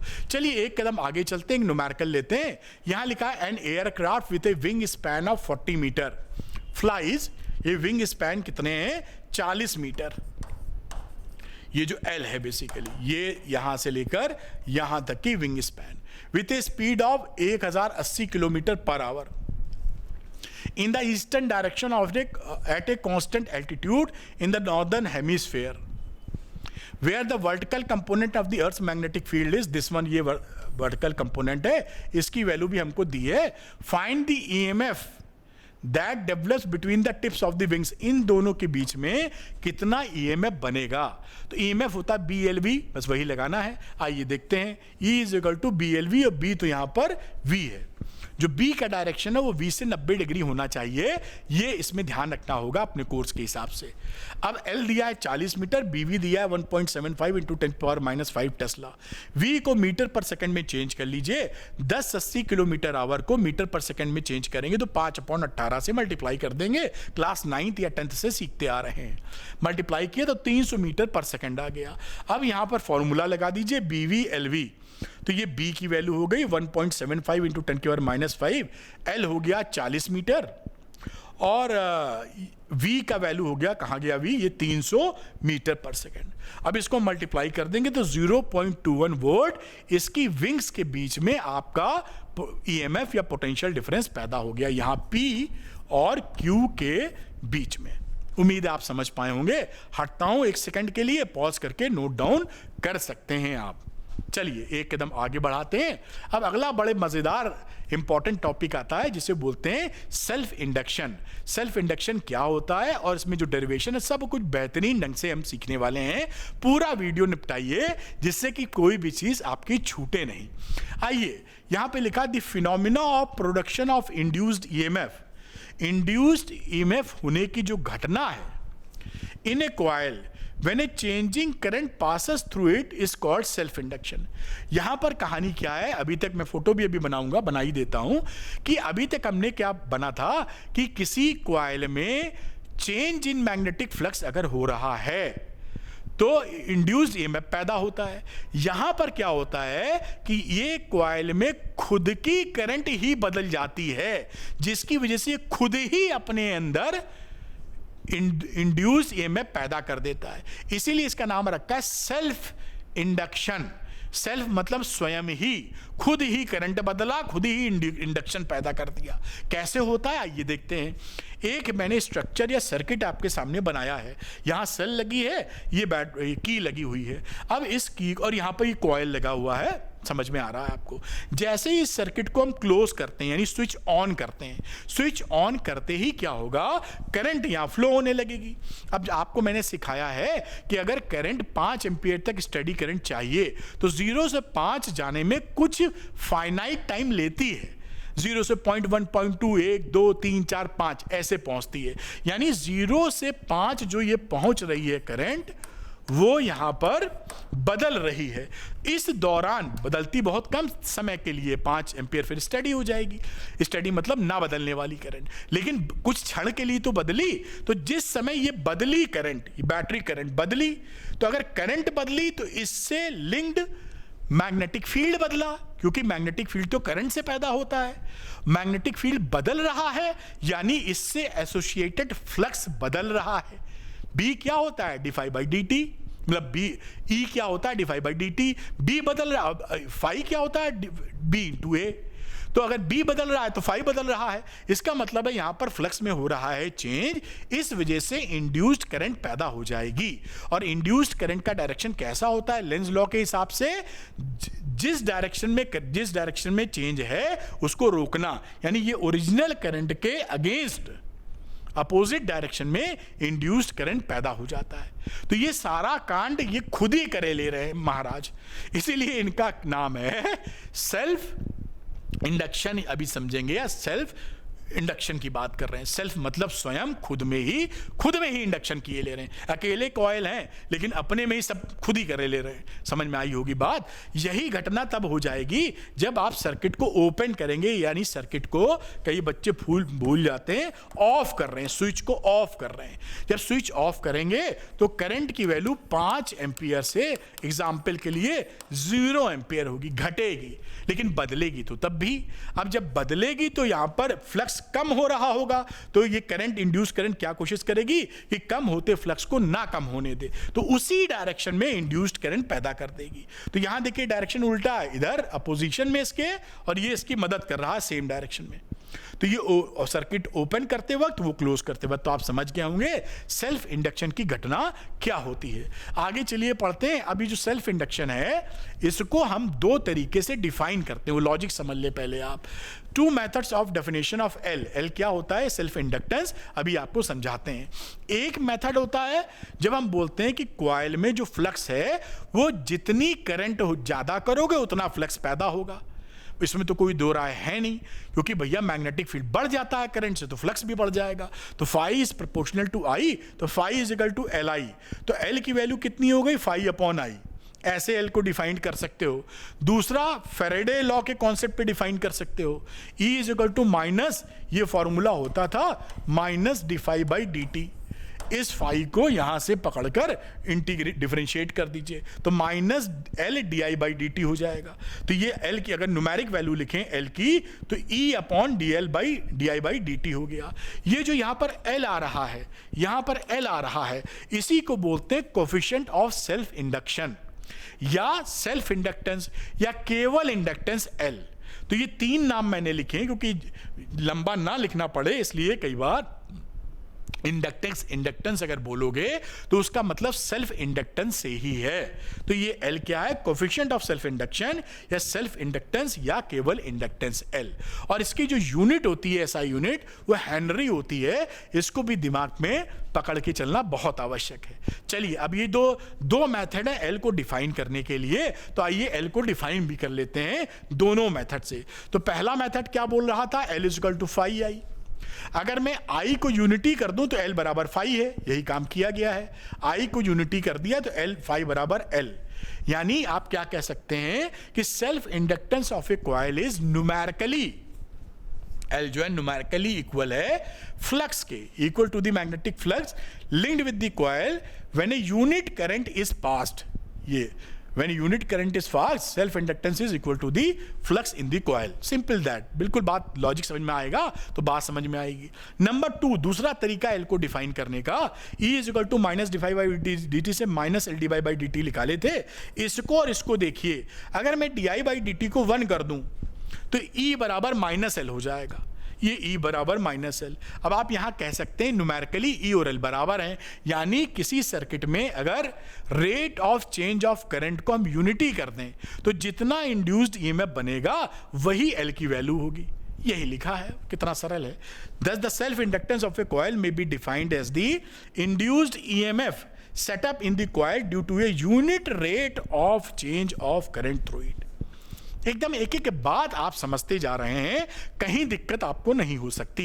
तो ये डेफिनेशन भी एल की सीख गए। और 2 तरीके हैं जिसे मैंने बिल्कुल बढ़िया तरीके से इसको फाड़ डाला है, जैसे आप समझ पावे सरलता से। मेरा होमवर्क काफ़ी तगड़ा है इसके पीछे, या मेहनत काफ़ी ज़्यादा है, जिसकी वजह से आपको ये सब मक्खन की तरह समझ में आएगा। क्योंकि मैंने बहुत छोटी छोटी बात ध्यान रखी है कि बच्चा जो मुझसे पढ़ रहा है वो कहीं भी डाउट भी ना आए और सरलता से स्टोरी नुमा बात को समझ ले। चलिए एक कदम आगे बढ़ते हैं। ये एक्सपेरिमेंट भी अक्सर आपकी एग्जाम में पूछे जाते हैं। वो पूछते हैं क्या, ये ऐसे एक सर्किट दे देंगे और शुरू में इस बल्ब को हम जला रहे हैं, बहुत ही फेंटली, मतलब टिमटिमा रहा है, बिल्कुल जरा सा जला रहे हैं, और बल्ब को भी ज्यादा वॉट का ना लेके, समझ लीजिए 6 वॉट का बल्ब लिया है, बहुत छोटा वॉटेज का बल्ब है और टिमटिमा रहा है, ऐसा इससे रेजिस्टेंस सेट कर लीजिए तो टिमटिमाते हुए छोड़ देते हैं।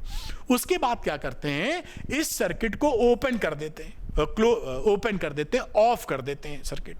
जैसे ही सर्किट को ब्रेक करोगे क्या होता है, ये बल्ब एकदम से कस के जलता है, फिर बंद होता है। मतलब धीमे धीमे जल रहा था, एकदम से घट से जलेगा, लौकेगा, जो भी भाषा यूज करो, तगड़ा जलेगा फिर बंद होगा, लप से जल के बंद होगा। अब ये ऐसा एकदम से इंस्टेंट ब्राइटनेस कहां से आ गई, ये पूछते हैं कि क्या हुआ या ये किसका एग्जाम्पल है। तो ये एग्जाम्पल आपका सेल्फ इंडक्शन का है। ये जो कॉइल है, जैसे ही सर्किट को आप ब्रेक करते हो, करंट बहुत ही कम समय में जीरो हो जाती है। भाई आपने तुरंत ब्रेक किया, 5 एम्पीयर की करंट थी, खट से आपने क्या किया, जीरो किया। तो यहां पर जो rate of change of flux है ये काफी हाई हो गया। हाई का मतलब ये डिक्रीज हुआ है काफी तेजी से, क्योंकि dt बहुत कम है, खट से ऑफ किए हो। तो ये क्या होता है, E के बराबर इंड्यूस्ड EMF बहुत तगड़ा पैदा हुआ, उसकी वजह से इंड्यूस्ड करंट, और वो करंट का यहां सपोर्ट कर रही, क्योंकि करंट घट रही है ना, यहाँ पे खत्म हो रहा है फ्लक्स, तो वो चाहेगा ना खत्म हो, तो उसी का सपोर्ट करेगा उस समय, इसलिए उसी डायरेक्शन में तगड़ी करंट भेज देता है मोमेंटरली। तो मोमेंटरली ये बढ़िया चमकता है, फिर बंद होता है। ये एग्जाम्पल किसका है, सेल्फ इंडक्टेंस का मामला है। और क्या मामला है मैंने आपको एलोबरेट किया, जिससे आपको कोई दिक्कत ना आवे। उम्मीद है ये बात भी समझ पाए होंगे। सेल्फ इंडक्शन, अब लॉन्ग सोलेनॉइड की बात करते हैं, ये भी आपके कोर्स में है, इसका डेरिवेशन भी कोर्स में है। एक सोलेनॉइड हमने ले लिया जिसमें total number of turns n है, इसकी लेंथ l है, और एरिया ऑफ क्रॉस सेक्शन यहां पर a है। Total number of turns n, और ये लीनियर टर्न डेंसिटी बोलते हैं, यानी कि number of turns per unit length. Small n से दिखाते हैं capital upon l, capital N upon L। अब यहां पर देखिए जो सेल्फ इंडक्टेंस या केवल इंडक्टेंस की वैल्यू निकलती है वो होता है mu naught n square LA। ये n क्या है, याला n, स्मॉल n है, देख पा रहे होंगे। कैपिटल N में चेंज करोगे तो आप यहां पर स्मॉल n को capital N upon L put कर दो, तो ये वैल्यू हो जाएगी mu naught n square A upon L। ये इंडक्टेंस की वैल्यू है सोलेनॉइड के अंदर।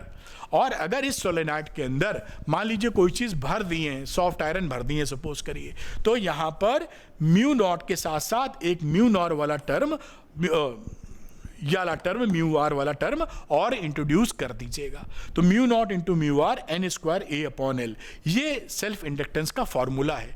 इसका भी डेरिवेशन हम धछेड़ेंगे, कुछ नहीं छोड़ेंगे। आइए इसको डराइव करते। अच्छा, ये भी चीज़ बड़ी इंपॉर्टेंट है, ये भी पूछी जाती है कि जो इंडक्टेंस है वो किन चीज़ों पर डिपेंड करता है।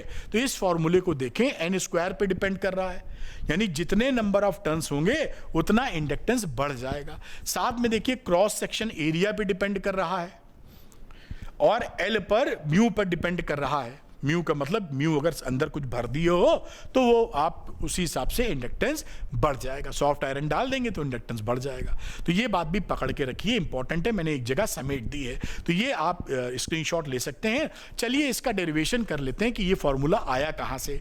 तो ये सिचुएशन आप देख रहे हैं, solenoid L total length, small n capital N upon L, और ये इसकी रेडियस हो गई इस सोलेनॉइड की।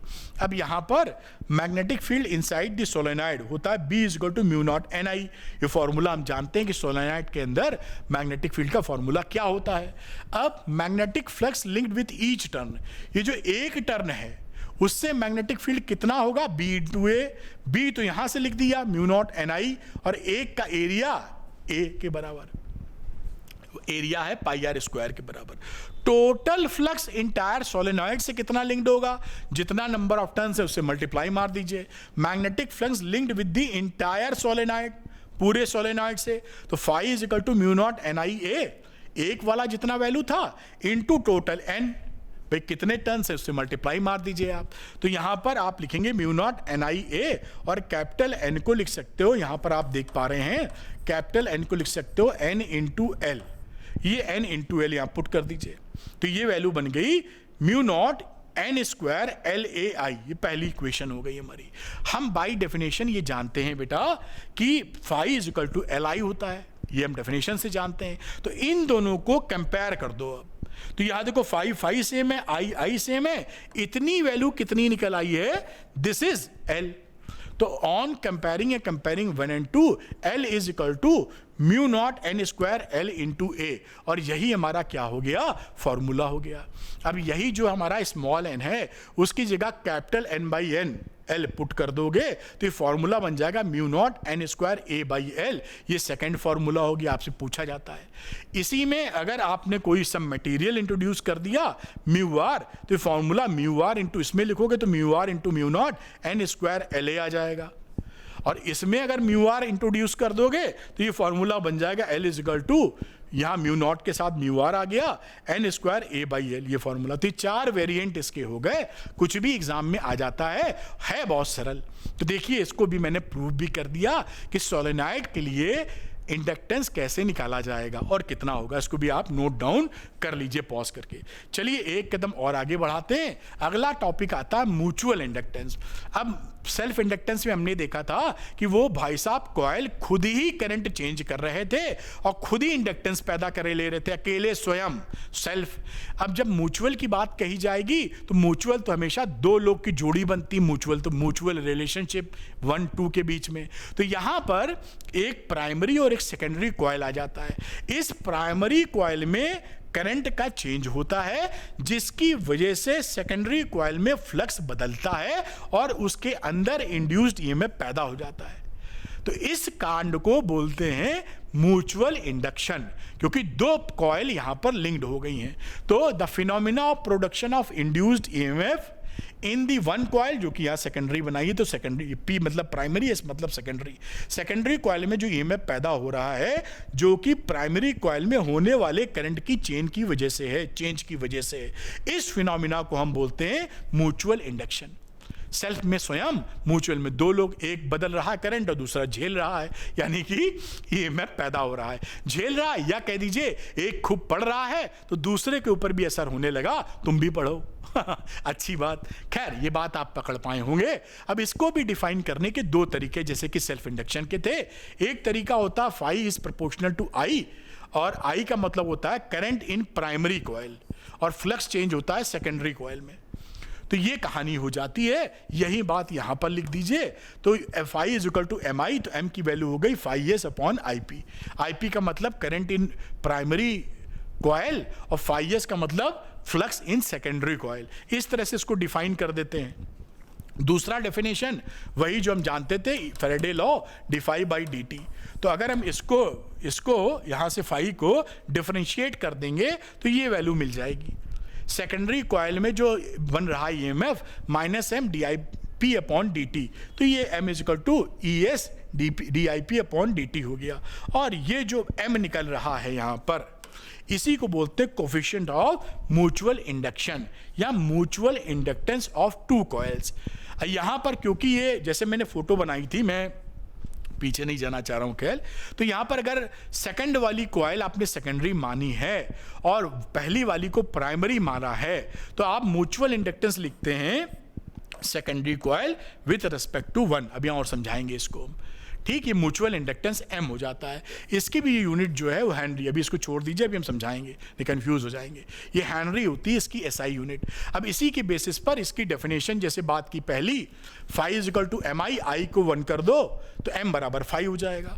तो यहाँ पर देखिए आई बराबर 1 तो फाई बराबर एम, यानी अगर जो ये आई क्या थी, आई पी थी, ये फाई एस था। अगर प्राइमरी कॉइल में यूनिटी करंट फ्लो कर रहे हैं तो जो फ्लक्स लिंक्ड होगा इन द सेकेंडरी कॉइल, उसकी वैल्यू न्यूमेरिकली इक्वल होगी कोफिशिएंट ऑफ म्यूचुअल इंडक्टेंस या म्यूचुअल इंडक्टेंस के बराबर। यही बात लिखी है, समझ सकते हैं। दूसरा मामला E इज इक्वल टू, ये इसको और इसको देखिए, minus M D I by D T. अगर D I by D T को आप 1 कर दें तो ये E बराबर minus M, numerically M E के बराबर, यानी प्राइमरी कॉइल के अंदर ये IP है। प्राइमरी कॉइल के अंदर अगर rate of change in current 1 कर दिया जाए तो सेकेंडरी कॉइल में जितना ईएमएफ बनता है वही इक्वल होता है कोफिशिएंट ऑफ म्यूचुअल इंडक्टेंस के बराबर। ये डेफिनेशन भी कितने मक्खन से आपको समझ में आ गई। आगे बढ़ते हैं बेटा, रेसिप्रोसिटी थ्योरम। यहां पर मैं 1-2 समझाऊंगा। इस केस में जैसे लिखा हुआ है, ये सेकेंडरी कॉइल है, ये प्राइमरी। मैंने आपको बताया कि इसमें करंट जैसे सर्किट क्लोज करोगे तो करंट मान लीजिए 0 से 5 एम्पियर तक जानी है, बढ़ी।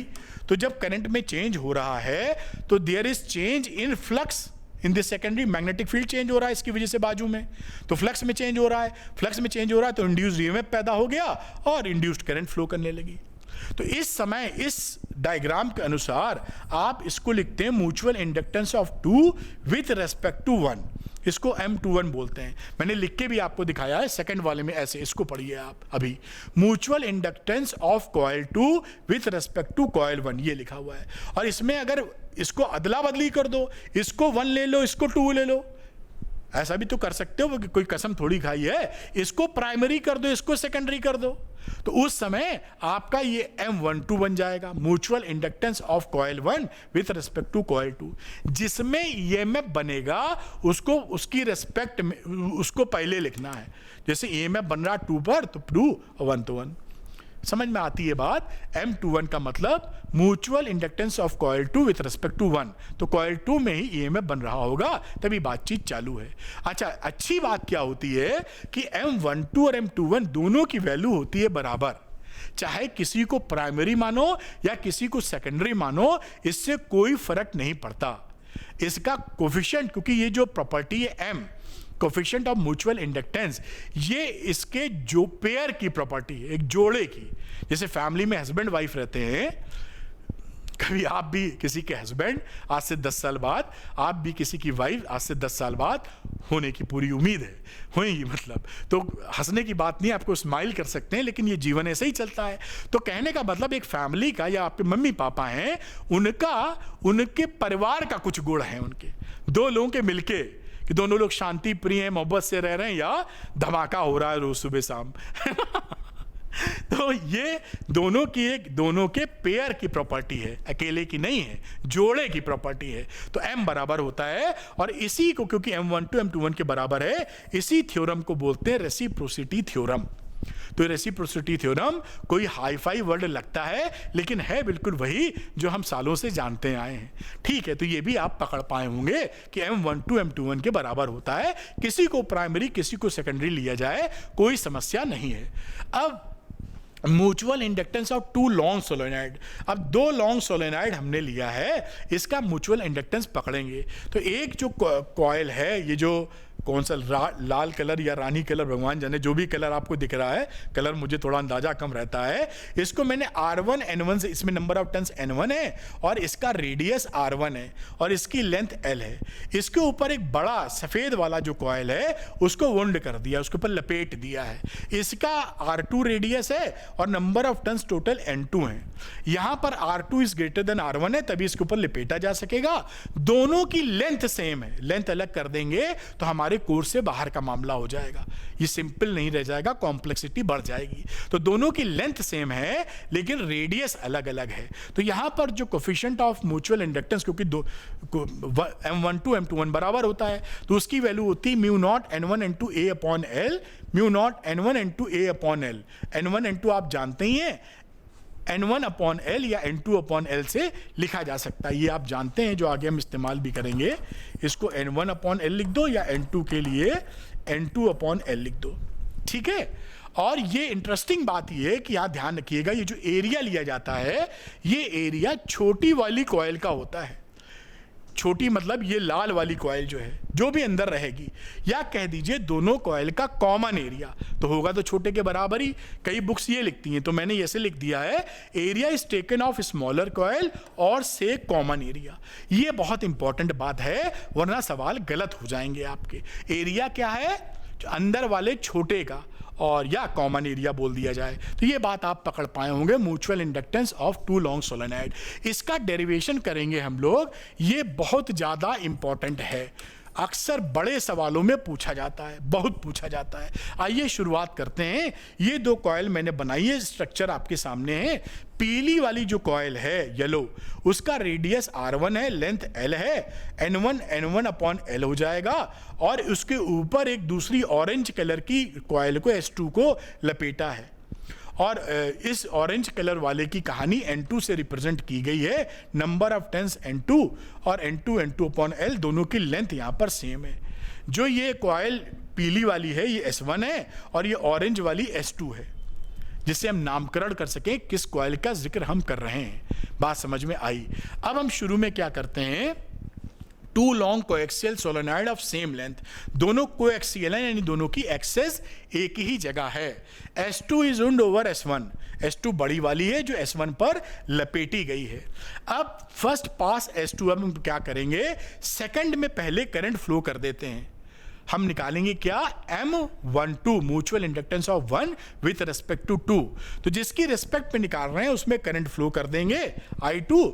अब देखें B इनसाइड S2 यानी ये जो ऑरेंज वाली कॉइल थी इसमें मैग्नेटिक फील्ड क्या हो जाएगा, सोलेनॉइड में फॉर्मूला हमको पता है म्यू नॉट NI होता है, तो ये म्यू नॉट हो गया, और क्योंकि I2 का जिक्र है तो N2 हो गया, और करंट इसमें I2 थी तो I2 हो गया, तो ये S2 में जो B है म्यू नॉट N2 I2 हो गया।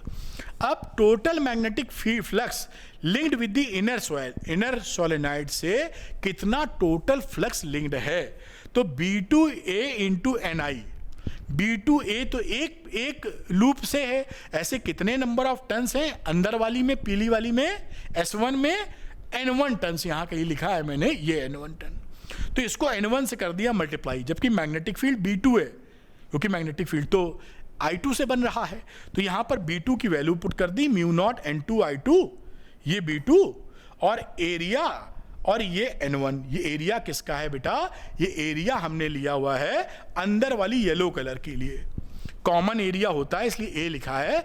बेसिकली बात करें तो A बराबर पाई R1 स्क्वायर है अंदर वाली कॉइल का। अब देखिए mutual inductance of coil 1 with respect to coil 2, तो M12 क्या होता है, phi1 अपॉन I2, ये हम पढ़ चुके हैं, phi is equal to MI। phi1 की वैल्यू यहां से लिख दी, बहुत ही सरल, देखिए mu naught N2 I2 A NY, mu 2 N2 I2 A N1, और I2 की वैल्यू नीचे I2, ये I2 कट गया, और ये वैल्यू M12 क्या हो गई, mu naught N2 A N1, दिख रही है, ये mutual inductance of coil number 1 with respect to coil number 2 आ गया है।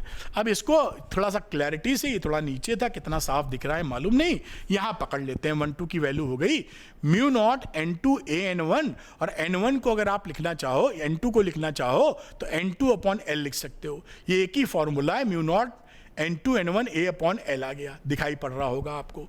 अब सेम फॉर M21, ये तो M12 निकाला है, अगर आप इसी तरीके से सिमिलरली M21 लगा दो, पहली कॉइल में करंट पास करा दो और सेकंड के लिए म्यूचुअल इंडक्टेंस निकाल दो, तो तब निकालोगे तो आपको रेसिप्रोसिटी थ्योरम से दोनों म्यूचुअल इंडक्टेंस बराबर होते हैं, इसलिए M की वैल्यू यही सेम रह गई जो आपको दिखाई पड़ रही है, mu naught N1 N2 A upon L, तो M की वैल्यू हो गई mu naught N2 N1 upon A upon L, या mu naught N1 N2 A upon L, ये जो वैल्यू यहाँ पर लिखी हुई है। इस तरीके से बात यहाँ कर सकते हैं। मेरे ख्याल से ये थोड़ा फिगर यहाँ थोड़ा गड़बड़ लग रहा है, ये देखिए N2 की जगह N2 अपॉन L को N1 लिखेंगे और N1 ठीक लिखा हुआ है शायद ये, तो N1 की जगह डालेंगे तो N1 अपॉन L आ जाएगा, और ये value mu naught N1 N2 A upon L, तो एरिया ऑफ इनर सोलेनॉइड, ये ध्यान रखना है कि ए क्या है, कॉमन एरिया या अंदर वाली कॉइल का एरिया जो अंदर है, ये गलती बहुत हो जाती है, इससे हमें बचना है। तो ये डेरिवेशन भी देखिए हो गया, बड़ा बढ़िया डेरिवेशन है और बहुत इंपॉर्टेंट है, आप पॉज करके नोट किए होंगे। पीडीएफ कैसे लेनी है ये वीडियो के शुरू में मैंने आपको बताया है 1 मिनट, और ये देखिए factors on which mutual inductance depend, तो यहां पर इस फॉर्मूले को ध्यान रख के फैक्टर्स का जिक्र कर लीजिए। Number of turns N1 N2, ये देखिए यहां पर N1 N2 साथ में है, तो ये बढ़ा दोगे तो म्यूचुअल इंडक्टेंस बढ़ जाएगा। कॉमन एरिया अगर आप बढ़ा देंगे तो बढ़ जाएगा। नंबर तीसरा रिलेटिव सेपरेशन, अगर मान लीजिए 2 कॉइल आपने रखी हैं और दूर दूर रख दी हैं तो M कम हो जाएगा, इसके बीच में रिलेटिव सेपरेशन अगर ऐसा हो जाए तो वो घट जाएगा। दूसरा रिलेटिव ओरिएंटेशन, मतलब एक कॉइल मान लीजिए ऐसे रखी है तो इसी के साथ, लेकिन पता लगा ऐसे एक दूसरे से 90 डिग्री, तो यहाँ भी आपका M की वैल्यू जो होती है यह घट जाएगी काफ़ी, M0 हो सकता है। तो यहाँ पर आप समझे कि ये ओरिएंटेशन यानी एक के साथ दूसरा किस एंगल पर कैसे आपने रखा, ओरिएंटेशन क्या है उसका। और permeability of the core material, इस सोलेनॉइड के अंदर कुछ मटेरियल अगर डाले हो तो उसका भी फर्क पड़ेगा, म्यू नॉट की जगह mu naught into mu R लिख दिया जाएगा और बात कंप्लीट हो जाएगी।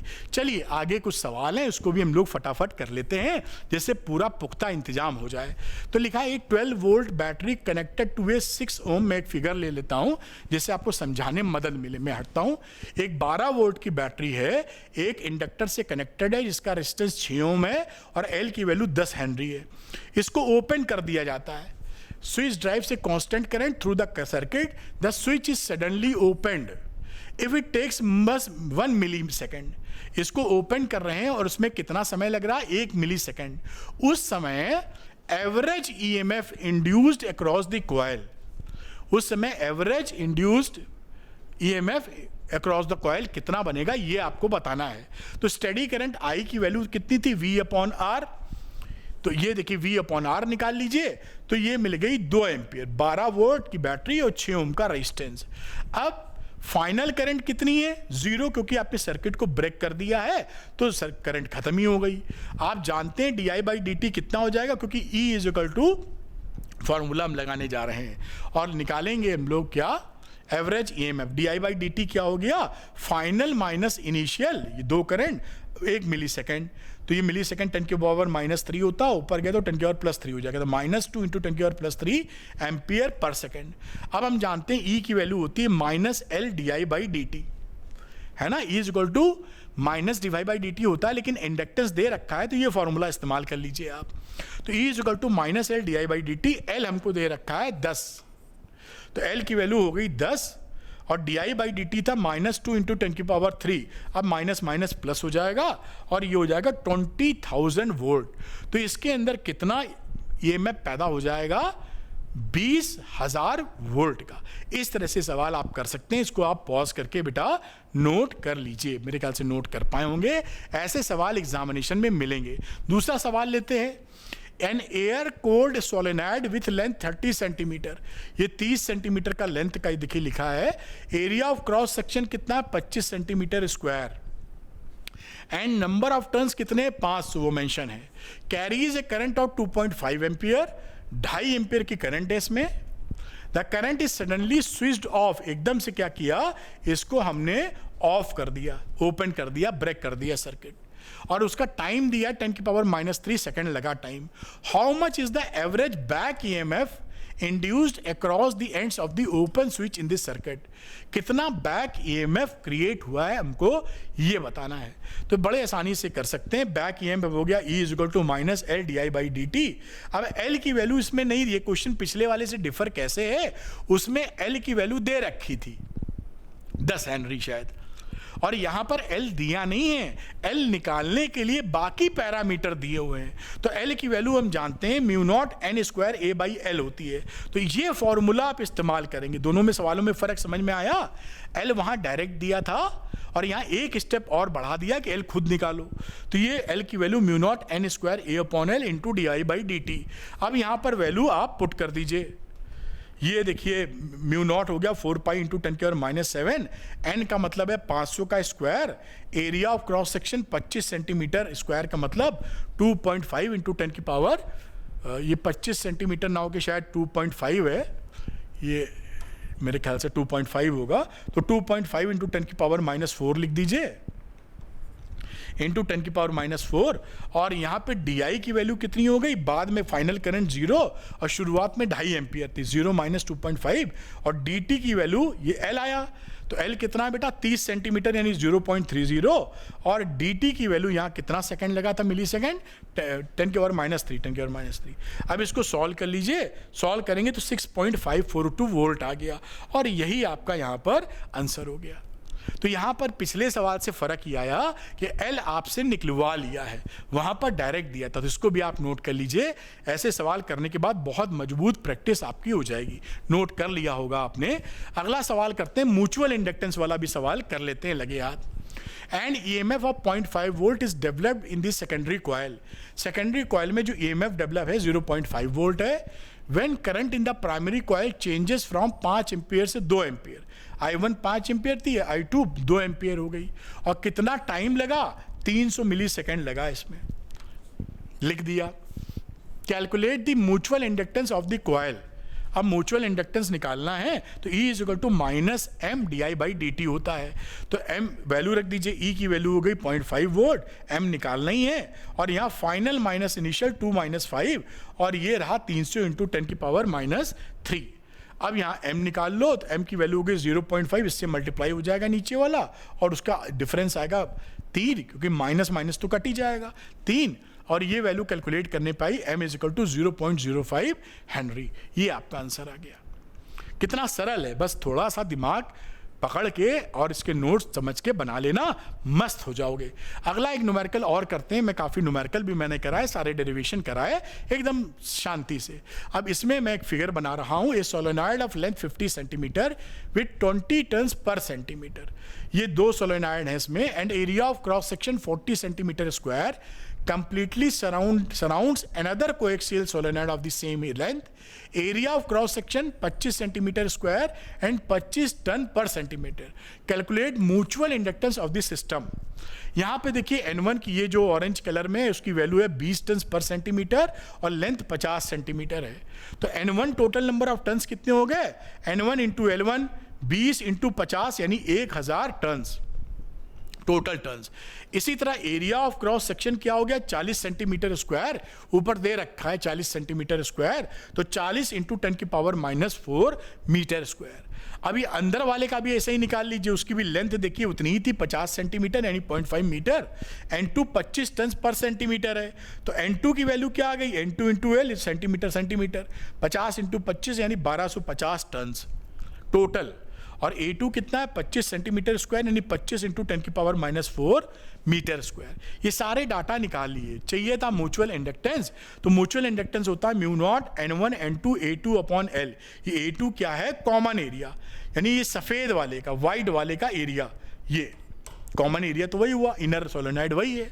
तो mu not N1 N2 A2 upon L, A2 है एरिया ऑफ इनर सोलेनॉइड या कॉमन एरिया। अब यहाँ पर वैल्यू रखनी शुरू कीजिए। म्यू नॉट की वैल्यू हो गई 4 पाई इंटू 10 की पावर -7, N1 आया 1000, N2 आया 1250, और साथ में कॉमन एरिया 25 इंटू 10 की पावर -4। लेंथ दोनों में कॉमन थी 0.50। अब कैलकुलेट करेंगे तो 7.85 इंटू 10 की पावर -3 हेनरी आ गया। इसको चाहो तो 7.85 मिली हेनरी आप लिख सकते हैं, और ये आपका यहाँ पर आंसर आ गया। ऐसे ही सवाल आएंगे जो बड़े मज़े से आप कर लेंगे, बशर्ते थोड़ी सी तैयारी सही डायरेक्शन में हो, जो मैं करवा रहा हूँ। पूरा वीडियो देखिए, रिवाइज भी कर मारिए, सब समझ में आ जाएगा। अच्छा, एक चीज़ और बचती है इसमें, AC जनरेटर। AC जनरेटर में, ये AC जनरेटर है जो आप पहले पढ़े ही हैं, तो इसमें AC जनरेटर जब AC EMF क्रिएट करता है तो उसकी वैल्यू होती है E is equal to NBA omega sine omega T. Omega होता है इसकी एंगुलर फ्रीक्वेंसी, कितनी एंगुलर स्पीड से घूम रहा है, N होता है नंबर ऑफ टर्न्स, B होता है मैग्नेटिक फील्ड कितना क्रिएट किए हैं, एरिया होता है इस रेक्टेंगुलर कॉइल का एरिया। ये एक्चुअली किया तो रेक्टेंगुलर कॉइल की जगह जाता है, लेकिन ये किसी भी शेप, इन जनरल किसी भी शेप के लिए वैलिड है। अगर ये सर्कुलर होता तो भी यही फॉर्मूला लगाते हैं हम लोग, ये कहने का मतलब है। और साइन ओमेगा टी, ये साइनसोइडल ईएमएफ बन जाता है, और इसको हम E is equal to E naught sine omega T लिखते हैं। E नॉट होता है मैक्सिमम ईएमएफ, और इसकी वैल्यू होती है NBA ओमेगा के बराबर मैक्सिमम EF। अक्सर ये आपसे पूछ लेते हैं कि निकाल के बताइए मैक्सिमम EMF कितना पैदा हो रहा है, और ओमेगा क्या है? 2πf एंगुलर स्पीड के साथ। इस फॉर्मूले को तैयार रखिए। इसी को देखते हुए एक सवाल हम लोग और कर लेते हैं। यहाँ देखिए दिया हुआ है कि circular coil of radius 10 centimetre, ये radius 10 centimetre and 20 turns is rotated, 20 turns भी है जो रोटेट हो रहा है about is vertical diameter with angular speed of 50 radian per second. Omega दे रखा है 50 रेडियन पर सेकेंड। अब बी तो आपको दिख ही रहा है, जो in uniform horizontal magnetic field this one. तो इस तरह से हॉरिजॉन्टल फील्ड है, ऊपर इस तरह से घुमाया जा रहा है। लिखा है calculate the maximum and average EMF induced in the coil. Maximum EMF बताओ और एवरेज इंड्यूस्ड ईएमएफ भी बताओ। तो देखिए आर की वैल्यू 10 सेंटीमीटर यानी 0.1 मीटर हो गई, एरिया हो गया पाई आर स्क्वायर यानी 3.14 इंटू 0.1 का स्क्वायर, जो रेडियस थी 0.0314 मीटर स्क्वायर। अब आप जानते हैं एन की वैल्यू 20 दे रखी है क्वेश्चन में, ओमेगा 50 रेडियन पर सेकेंड, और बी दे रखा है 3 इंटू 10⁻⁻2 टेस्ला। अब यहां पर ई मैक्स की वैल्यू थी एन बी ए ओमेगा, इसी को तो ई नॉट कह रहे थे। ई नॉट या ई मैक्स एक ही चीज होती है। एन बी ए ओमेगा, एन की वैल्यू ऊपर से डाल दो 20, बी की वैल्यू 3 इंटू 10⁻⁻2, ए हो गया 0.0314 और ओमेगा दे रखी है यहां पर, कहाँ गई ओमेगा 50। इसको कैलकुलेट किया तो 0.942 वोल्ट आ गया। ये मैक्सिमम ईएमएफ है। अब यहां पर देखिए मिनिमम ईएमएफ कितना हो जाएगा, 0। ये मैक्सिमम है। एक समय ऐसा आएगा कि इसका एरिया वेक्टर इस बी की डायरेक्शन में ही हो जाएगा, उस समय कोई भी इसका ईएमएफ उस समय नहीं बनेगा। तो मिनिमम ईएमएफ 0 और मैक्सिमम 0.942। तो एवरेज ईएमएफ क्या हो गया बेटा, एवरेज का मतलब ई मैक्स प्लस ई मिनिमम अपॉन 2, मैक्सिमम था 0.942 प्लस ई मिनिमम 0/2, इतना एवरेज ईएमएफ आ गया। ये एवरेज ईएमएफ थोड़ा सा घुमाया हुआ सवाल है, ये भी आप कर लिए जिससे अच्छा रहा। If the coil forms a close loop of resistance 10 ओम, अगर जो कॉइल घूम रहा है उसका रेजिस्टेंस 10 ओम है। Calculate the maximum current in the coil and the average power loss due to Joule's heating. तो पहले मैक्सिमम करंट निकाल लेते हैं। यहां पर देखिए ई नॉट यानी ई मैक्सिमम कितनी हो जाएगी, ई मैक्सिमम का मतलब E max upon R. E max था 0.942 अपॉन 10, तो 0.0942 एम्पियर मैक्सिमम करंट आ गई। अब यहां आप निकालिए एवरेज करंट, तो एवरेज ई, भाई एवरेज करंट के लिए एवरेज ई लिख दो यहाँ 0.471 और आर की वैल्यू 10, तो ये एवरेज आई आ गई। क्योंकि एवरेज पी पूछा है पावर लॉस, तो एवरेज पावर लॉस क्या हो जाएगा, P is equal to I square R, और ये आई एवरेज वाला है, तो आई की वैल्यू 0.0471 का स्क्वायर इंटू 10 और ये 0.022 वॉट आपका आंसर आ गया। ये एवरेज पावर लॉस है। इसे भी आप अच्छे से नोट कर लीजिए बेटा, इंपॉर्टेंट है। और मैंने आपको बताया ही है कि इसका पीडीएफ लेने के लिए इस वीडियो के शुरू में 1 मिनट चर्चा की है, जो फ्री पीडीएफ आप डाउनलोड कर सकते हैं। साथ में आपके लिए फिर से जानकारी कि जो बच्चे लाइव में मेरे साथ जुड़ना चाहते हैं, द्रोणा 2.1 में जुड़ जाइए। यहाँ लाइव क्लासेस हैं, किसी भी तरह का डाउट आपके सामने रह नहीं जाएगा। फिजिक्स आसान लगेगी और डेरिवेशन न्यूमेरिकल आपके बनने लगेंगे। क्या इंपॉर्टेंट है, क्या एग्जाम में आता है, डेरिवेशन कैसे करें, न्यूमेरिकल कौन से इंपॉर्टेंट है, टॉपिक कौन से इंपॉर्टेंट है, वो सारी बातें मैं आपको सिखा देता हूं। साथ में मैं फिर से आपको याद दिलाता हूं कि इस कोर्स में एनसीईआरटी एक्सरसाइज का हर सवाल आपको वीडियो सोल्यूशन के फॉर्म में मिलेगा मेरी रिकॉर्डिंग के तहत। यानी आपको सुपरलेटिव डिग्री की रिकॉर्डिंग एक्सप्लेनेशन होगा, 0 to हीरो। एक्सप्लेनेशन ही सब कुछ है टीचर का, कि आपको कितने प्यार से समझा पाता है। दूसरा, एनसीईआरटी एग्जाम्पल की भी आपको वीडियो सॉल्यूशंस मिलेंगे, टॉप एक्सप्लेनेशन के साथ, इजी एक्सप्लेनेशन के साथ।